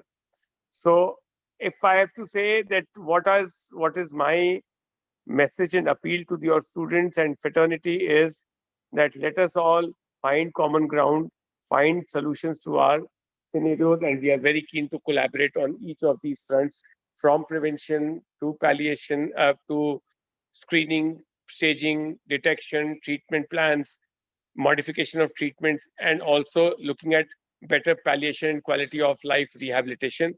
At Max, we have a very robust program in a certain way. While we are more than now 100 people, 80 were about 4 years back, but today we have more than 100 people. We have a large team. More importantly, our program encompasses from prevention to palliation of comprehensive structure. We are already participating into more than 40 trials. Unfortunately, most of them are pharma-driven trials because that is where it is easy to get in. But we are keen to have investigator-driven trials as well. And we want to engage with institutions to find more solutions to our problems. So with that, I want to thank you all. Thank you, Dr. Dhruv and Dr. B.C. Das, for this opportunity. And I'll be happy to take few questions from fraternity. Thank you. Yeah, thank you, sir. Thank you very much for delivering such a nice and interesting lecture and fruitful information. And there are a couple of questions there. Sir, as you have mentioned about gallbladder cancer, which is mainly in the Ganges, the basin region, is there any association with arsenic and this gallbladder cancer? Because arsenic exposure is also very high in this area. So, frankly, being a surgeon, I have not deep dived into these areas, but I know of at least a dozen thesis work done from BHU and KGMU and these northern universities where this work is important because huge burden here. But arsenic per se, I cannot say, but there's a lot of association with dietary patterns, with and the etiology for gallstones and for gallbladder cancer seems to be similar because the incidence of gallstones is also very high in this belt. So it could be arsenic and other things. I'm not sure. Your voice is little down now. Okay. And sir, another question is, you have mentioned in your, the beginning of your talk, our lifestyle. Your voice is now gone Yes. down. I think something. Yes, sir, now it is perfectly fine now. Sir, you had mentioned. I didn't get this. Yeah, sir, you had mentioned in the beginning of your lecture that our lifestyle affects the treatment as well as the therapy that we provide in a clinic. One thing is our gut microbiome. Our dietary style, the dietary component. Hello. Can you hear me? Yes, sir. Suddenly Yes, the sir. voice has gone down. I don't know. It's not at my end. 1 second. Here. 1 second. Hello. Yes, sir. We can hear you clearly. Suddenly improved. Yes. Yeah. Your question was? Yeah, my question was, sir, you have mentioned about the lifestyle in cancer treatment and therapy. So, so our gut microbiome plays very important role in the drug response as well. How drug plays responded against the body. So, is there any correlation between how these microbiomes grows, good and bad microbiomes, with response to the vegetarian or non-vegetarian diet? So I will give more generic answers because I am not into the research space in this area, but I will just touch upon the incidence of uh, GI cancers linked with vegetarian, non-vegetarian diet. And we all know that the colon cancer is very high in non-vegetarian population compared to vegetarian population. The attributed factors are, besides the fibers and the some uh, plant-based minerals which are available, which are protective, carcinoprotective in certain manner. And likewise, gastric cancer is more common in the coastal areas and areas where there's roasted fish and all is used, where nitrosamines are roasted and converted into nitrites and nitrates, and that is the cause for cancer. As far as the fecal contamination and is concerned, there's some relationship being established between colorectal cancer and the impact of fecal contamination during delivery. Now, this is something which I found very difficult to relate with as a surgeon because I'm not in that space. But what I've read somewhere is that those patients, people who have vaginal deliveries, get some contamination during delivery, and they have a higher immunity and protection towards colorectal cancers and GI cancers. So this is something which area where some work has happened. I'm not fully confident about the full details of this thing. Sir, you are right. Recently, there is a news published in Science Journal. They have also claimed that this the immunity develops through the vaginal delivery is much Delivery, better than yes. the cesarean. Sir, now it's over to you, Dr. Visidas, sir. Sir, your mic is muted. Many thanks, Dr. Harit Chaturvedi, for Sure. finding out time for your busy schedule of surgery. I know in the max also in Saturday you are extremely busy. I don't know even on Sunday also. So I could find the time to deliver this important talk that has some importance with the Indian context.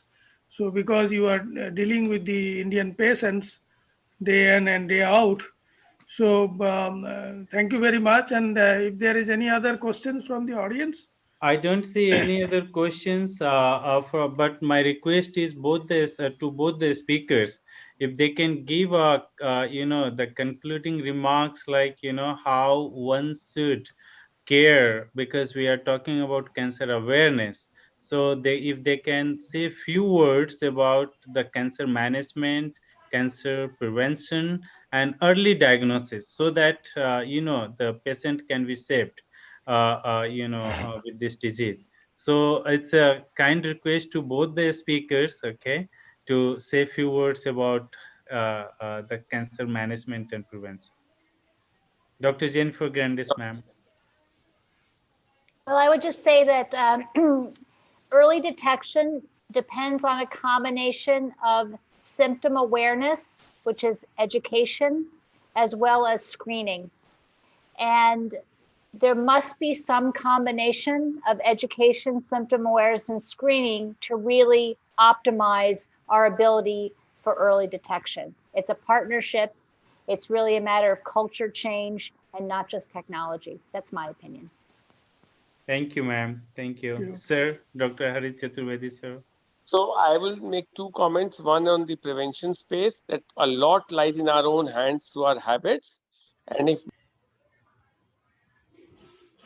in terms of avoiding tobacco, healthy lifestyle, diet, and active, so active, not a sedentary lifestyle where you can control your weight and other things, that has huge impact on prevention.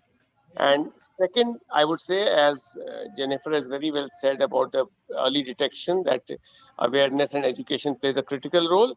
I would say any symptom, whether it's change in voice, whether it's alteration in bowel habit, or any abnormal bleeding, or any symptom more than 2 weeks. So if you're aware of your body and your overall profile, anything persistent more than 2 weeks and above 40 years of age, think of cancer, thinking of cancer. So because the onset is always very insidious, so one should not take things for granted. Being aware of your own body and using the information available in public space should be good armamentarium to combat and detect cancer early. Okay. Thank you, sir. Thank you very much. And thank you, ma'am. Now, may I kindly request Dr. B.C. Das, sir, to say concluding remarks. Do you have our Dr. Dhruv? We Yes, sir. have our panel discussion with this or later?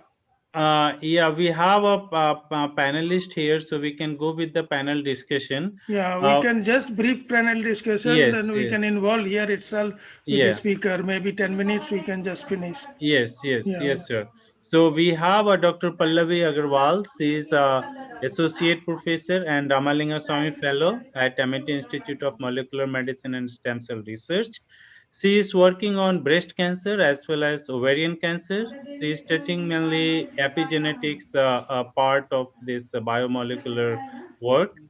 And other panel member that we have, Dr. Manog Garg. He is working on blood as well as pancreatic cancer. And he is also Ramalingaswami Fellow and Associate Professor at Amity Institute of Molecular Medicine and Stem Cell Research. So now we are open for panel discussion. So I request all the panelists to share their views and thoughts on cancer awareness.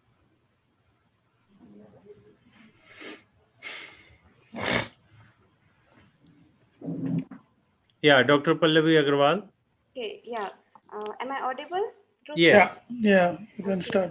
Thank you very much, Dr. Jennifer Grandis, Dr. Harit Chaturvedi. It was excellent talks, and I learned a lot, and especially from Dr. Jennifer's talk about PIK3CA mutations, and those two questions about non-canonical, mutations, and about yeah, and the role of epigenetics, because I'm trained basically from Germany and from Cambridge, UK.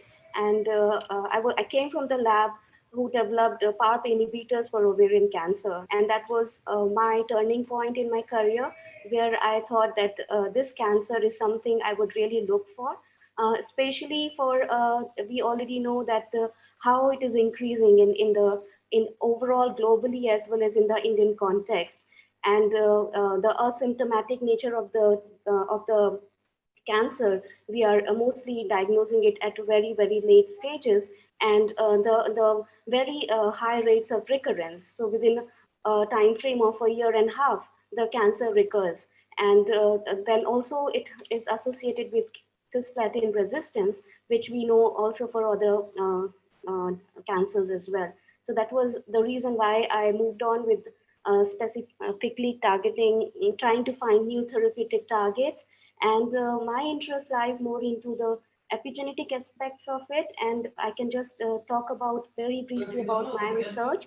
So we have identified one of the epigenetic regulatory enzyme, which is known as KDM6A. And we see that it can actually very specifically kill cisplatin resistant cancer cells. And we also see that there is a crosstalk with another enzyme, which is MLL2. And these two enzymes are basically changing the gene expression in a big way. And that's targeting the cancer, that's targeting the cisplatin resistant cells. So this is, I'm a very young scientist. We are just trying to establish ourselves. And this is something that I would like to take further on in the clinical aspects as well. And again, I'll thank, and Dr. Harit sir, I would just say, I'm very pleased to talk, to listen to you. I always say that, sir, I want to collaborate with Harit sir. Please let me get in contact with him. And I would really love to talk to you further on to have some clinical samples and continue this study that I talked about. Thank you so much. Thank you.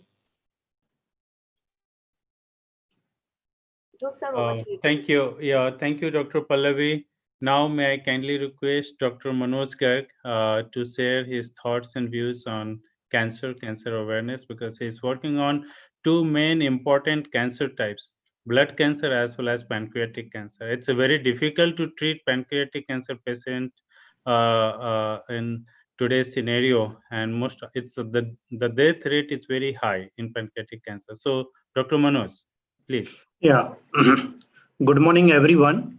So So I'm very much impressed with the talk which is given by Professor Jennifer as well as Dr. Harsit. So as we know that because of changing in the lifestyle habits and because of busy schedule and there is no timing in the jobs, like sometime it is day night, like there are so many things that changes, and eventually the change in the environment, so that basically affect the pancreas a lot, and because of that people are getting this pancreatic cancer. Earlier, it was not that much, but now this has been increased tremendously in last decade, and it is predicted that in coming next decade, it will be double the burden all over the world. So it will be a huge problem for the medical doctors, researchers, scientists to solve this problem. So the another aspect, if we look at the genetical aspect, it's the KRAS mutation, which is kind of major driver, which occur in 90% of the patient. So people are trying to target the RAS from a long time, but I think we are not much successful as we should be. So now people are looking at the downstream targets like STAT3, which Dr. Jennifer has done a lot of work. And I know you from, long time when I was in Singapore working with the Professor Philip Keffler.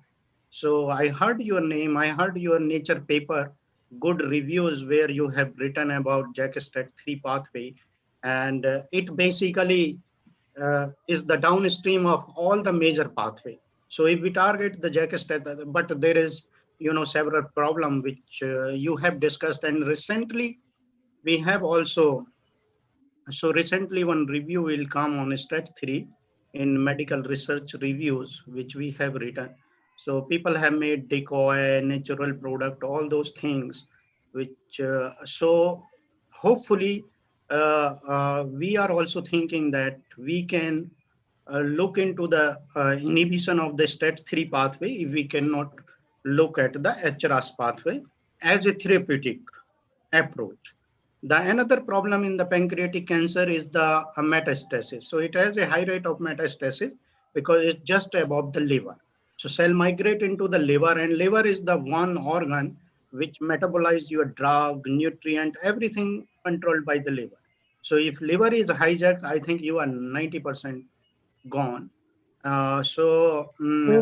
have identified a gene which is called as laminin 5 gamma 2. So it's highly expressed in the metastatic tumor. So it's kind of a specific marker for the metastasis, but it was ignored in last decade. So we have uh, done a lot of work on it, and especially now, if you look at more and more reports are coming, and there are a tremendous increase in the number of paper on this gene. So last decade it was maybe 100, but within this year itself another 100. And then pancreatic cancer, when people have done the proteomic analysis on normal and tumor, they have identified that LAMC2 is a better marker, and it can be combined with CEA 19.9 to diagnose it early. So we are thinking that if we, chip the antibody on a glass platform or a paper platform, and if we diagnose the antigen because it is secreted, I think that will be our diagnostic approach. So we are working on both diagnostic and therapeutic approach to deal with this difficult cancer. If we success with this approach in this difficult cancer, I think we can go with other cancer where the genes are expressed and these signaling are more important. And if once, so one advice, like if somebody has a discomfort in their, digestive tract, then the usual one, they should not ignore it for a longer time. So if they find that they have some difficulty, they may have a quick scan, which is quite cheaper and easier. And then they come to know not only about the pancreas, but about liver or other intestine or other thing. So because RAS mutation is kind of notorious, it occur in colorectal also, it occur in lung also. So yeah, so that is the precautionary point one should take. With this, I will say thank you to. Thank you. Thank you, Dr. Manoj. Thank you very much. And we. I think something I'll add also Yes. that to Dr. Jennifer, and something we are, as I asked you the questions regarding the relapse-free survival, something we are doing in that relation, and one of the drug which is in the development, we call it as a, though there are other programs on the genome editing and all for the genomic medicine and the precision medicine. But then one of the important which has gone quite an extent, which is in the verge of the clinical trial, the animal trial is in the going in the process, and it will go hopefully in the clinical trial if you are successful in the animal trial. That is called a triple conjugate. So what is that triple conjugate? Is we use the normal cancer drugs like doxorubicin or any other drugs, but we have a synthetic chemist with collaboration with Professor Seema Bhatnagar in the biotechnology here. So what we have done is that we have taken three molecules or the three chemicals, and the one is, as you know, the folic acid or the folate receptor is highly expressed in the cancer and cancer stem cell because these cells are highly dividing. So they needs for the DNA synthesis, they need the folic acid. So it is seen that majority or almost 99% of the normal cell do not express folate receptor in their cell surface, whereas cancer and cancer stem cell express the folate receptor in a very then what you have also we have used one herbal product.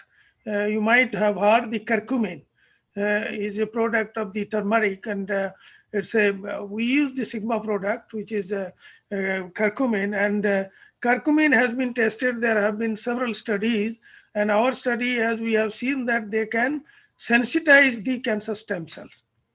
So they reduce sensitize, also chemosensitize the cells and the cancer stem cell. So what we have done is that three molecules we have attached the folic acid to curcumin and to the doxorubicin. That's the first drug we have made, but others in the breast cancer also you are trying to develop similar conjugate, but this is in the front line. So this has been in the laboratory experiment. They have been shown very clearly that they are gone to the cancer and they are targeted. So once you use the targeting ligand, the folic acid as a targeting ligand, that will target to the cancer cells and cancer stem cell.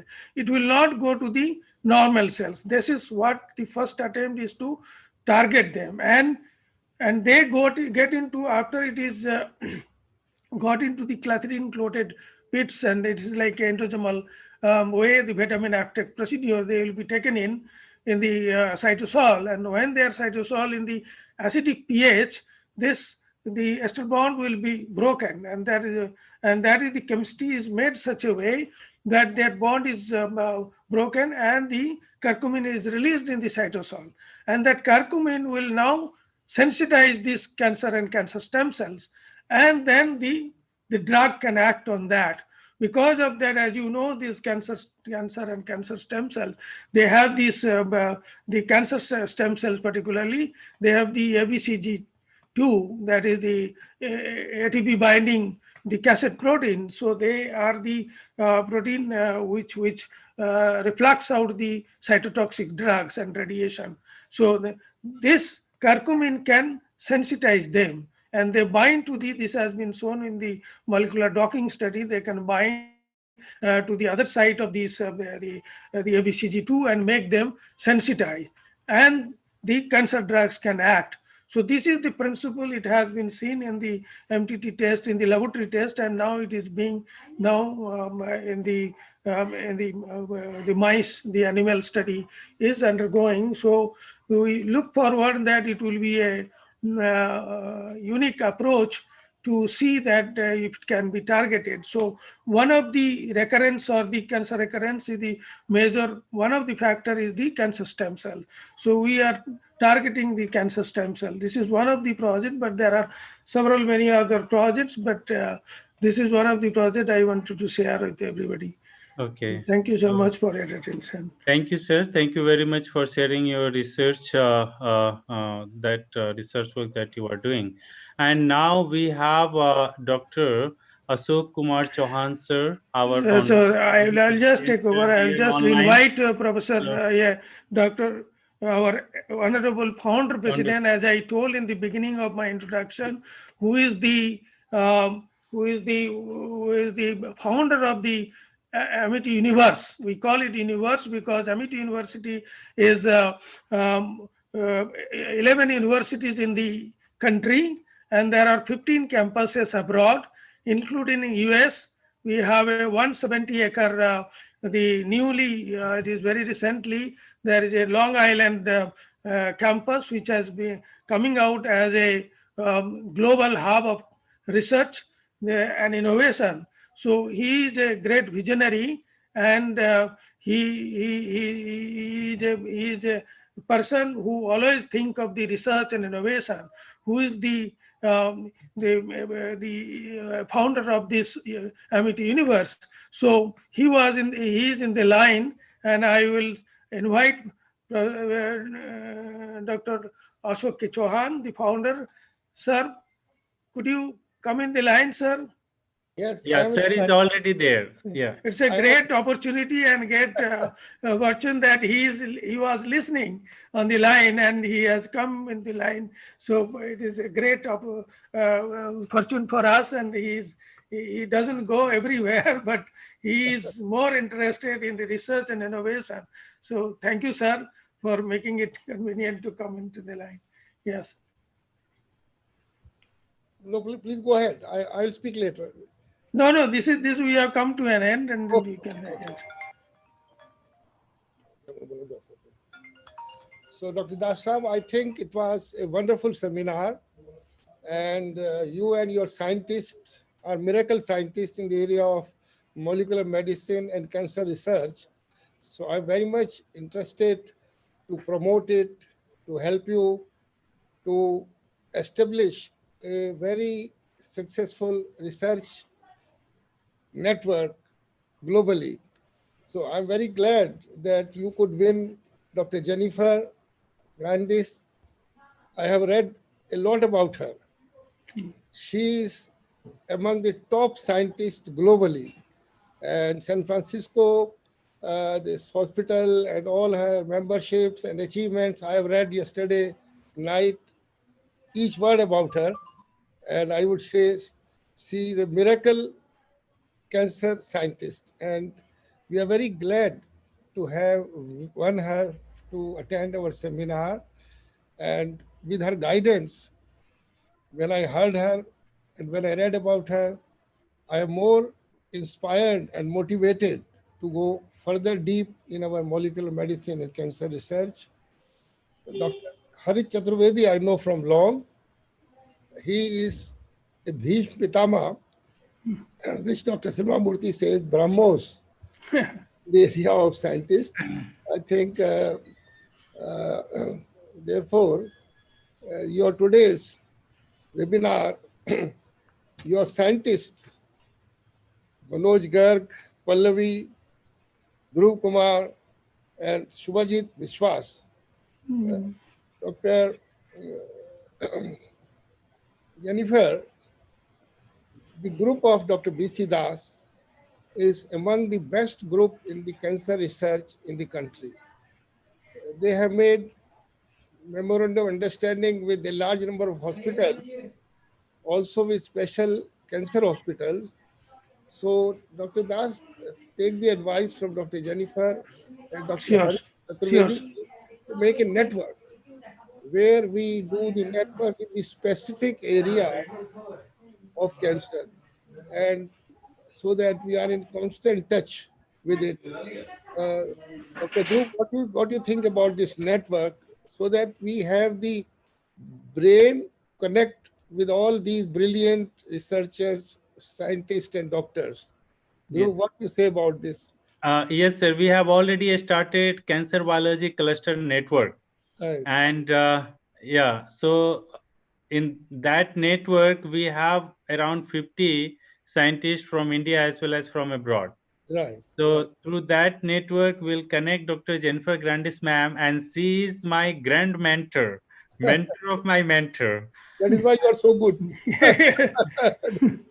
Yeah, and yeah, definitely. And with we have already collaboration with Dr. Harit Chaturvedi, sir. Right. We are working in collaboration. He is our clinical collaborator, so we are getting clinical samples from him. Right. And now Dr. Jennifer Grandis has mentored me, has mentored my mentor, and she is continuously mentoring us. Yes, we are in always in contact with her. Yeah. So yeah, and now we'll make we'll get more suggestion guidance from ma'am to enhance our research capacity, research understanding, how we can work more on a precision medicine specifically, because ma'am has a expertise in a precision medicine. So yes, sir, you are absolutely right. So we should make a connection, contacts with the scientists around the globe. During your deliberations, you also mentioned about natural products.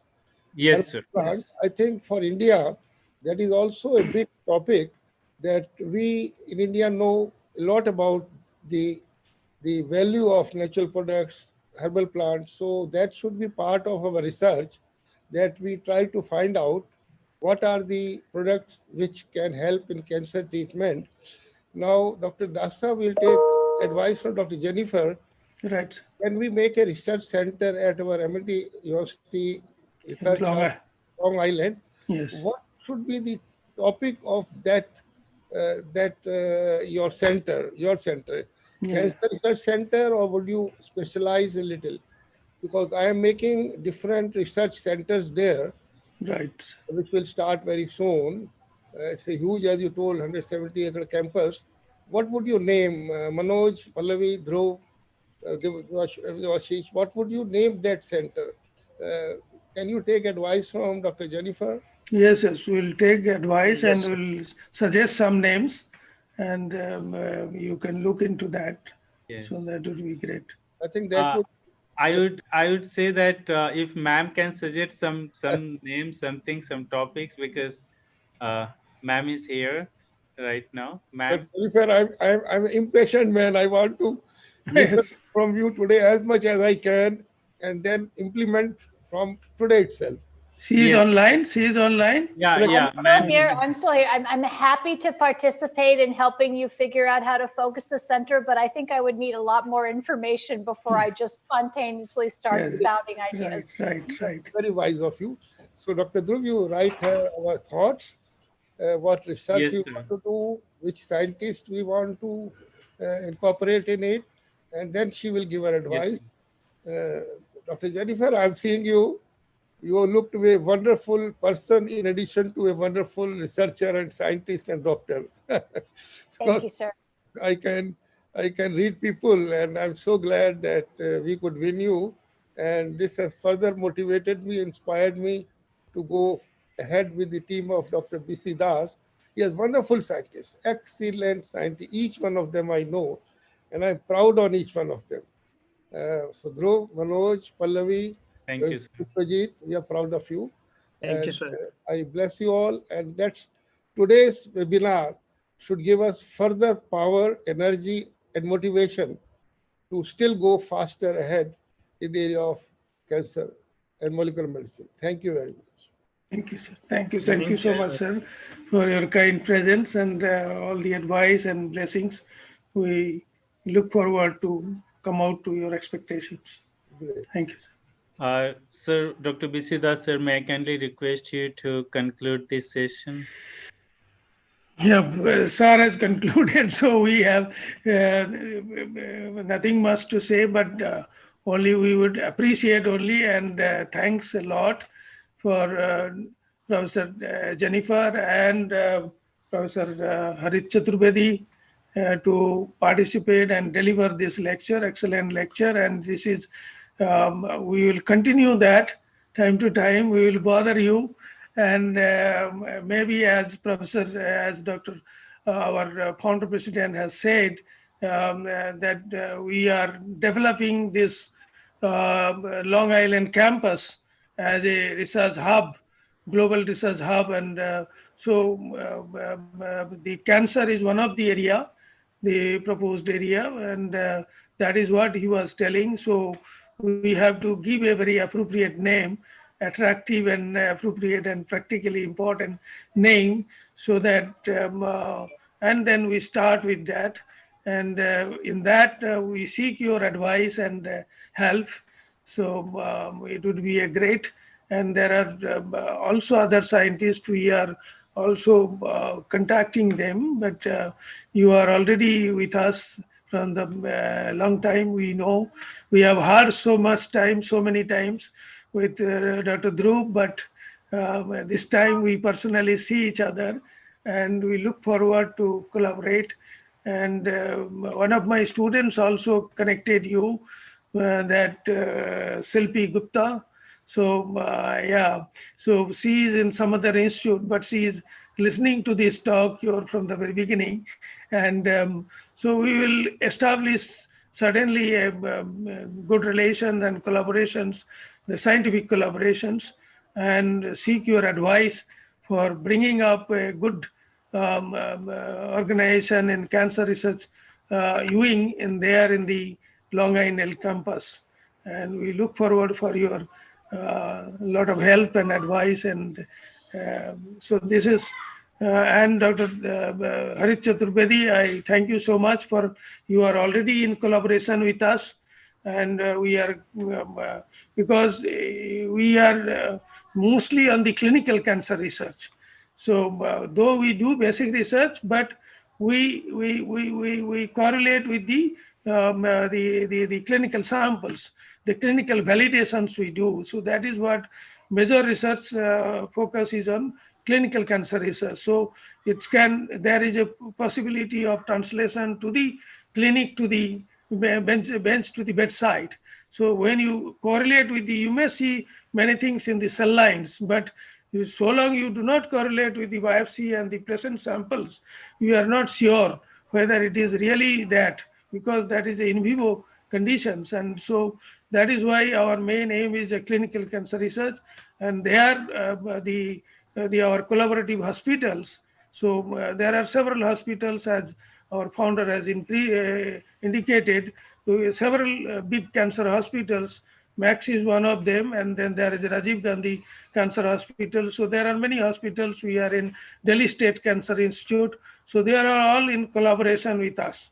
So and the clinicians are very happily collaborating with us, and that's as a great help for us to go ahead with the more of the clinical cancer research. So thank you so much. Dr. Thank Das, you all. Sir. Dr. Das, Sir. Dr. Harit Chaturvedi, my brother-in-law has some cancer problem. We consulted him. So I know his depth of knowledge, but also he's a great human being. Yes. Time he gave and treated. So he sits in Max and also in other hospital places. So I think he's ultimate in the cancer in the country. Ultimate. Yes, I refer any patient, cancer patient, I refer immediately to him. Right. And when I phone him anytime in the dead, in the 12 o'clock night also, he will pick up the phone. Correct. So that's a great human being. Similar Yes. experience. So yes. We're proud. Thank you. Yes, thank you, sir. Thank you. So with this, I would take this opportunity to give a vote of thanks. And first, I would like to thank our speaker today. Today's speaker is Dr. Jennifer Grandis. Ma'am, thank you. Thank you very much for giving a lecture and enlightening us with the research outcome and about the cancer awareness. Dr. Harit Chaturvedi sir has given excellent information related to the clinical part of the cancer, specifically how we can manage cancer patients post and pre-treatment. And Dr. B.C. Das sir, thank you very much for giving me this opportunity to coordinate and organize this international webinar series. And I thank you all the panel members for sharing their thoughts and views on cancer. And at the end, I would like to express my sincere thanks and gratitude to our Honorable Founder President, Sir Dr. Ashok K. Chauhan. Sir is very, very busy, but Sir has taken his precious time to listen this lecture today. And we always seek blessings from him. So, sir, thank you very much for joining this lecture, sir. And It's a great inspiration that yes, he joined this. yeah. So with this, I request IT team to close this session now. So thank you very much. And at the end, I thank all the participants, those who have participated in this lecture, those who have listened this talk. So thank you very much. Thank you all. Thank you, sir. Thank you all.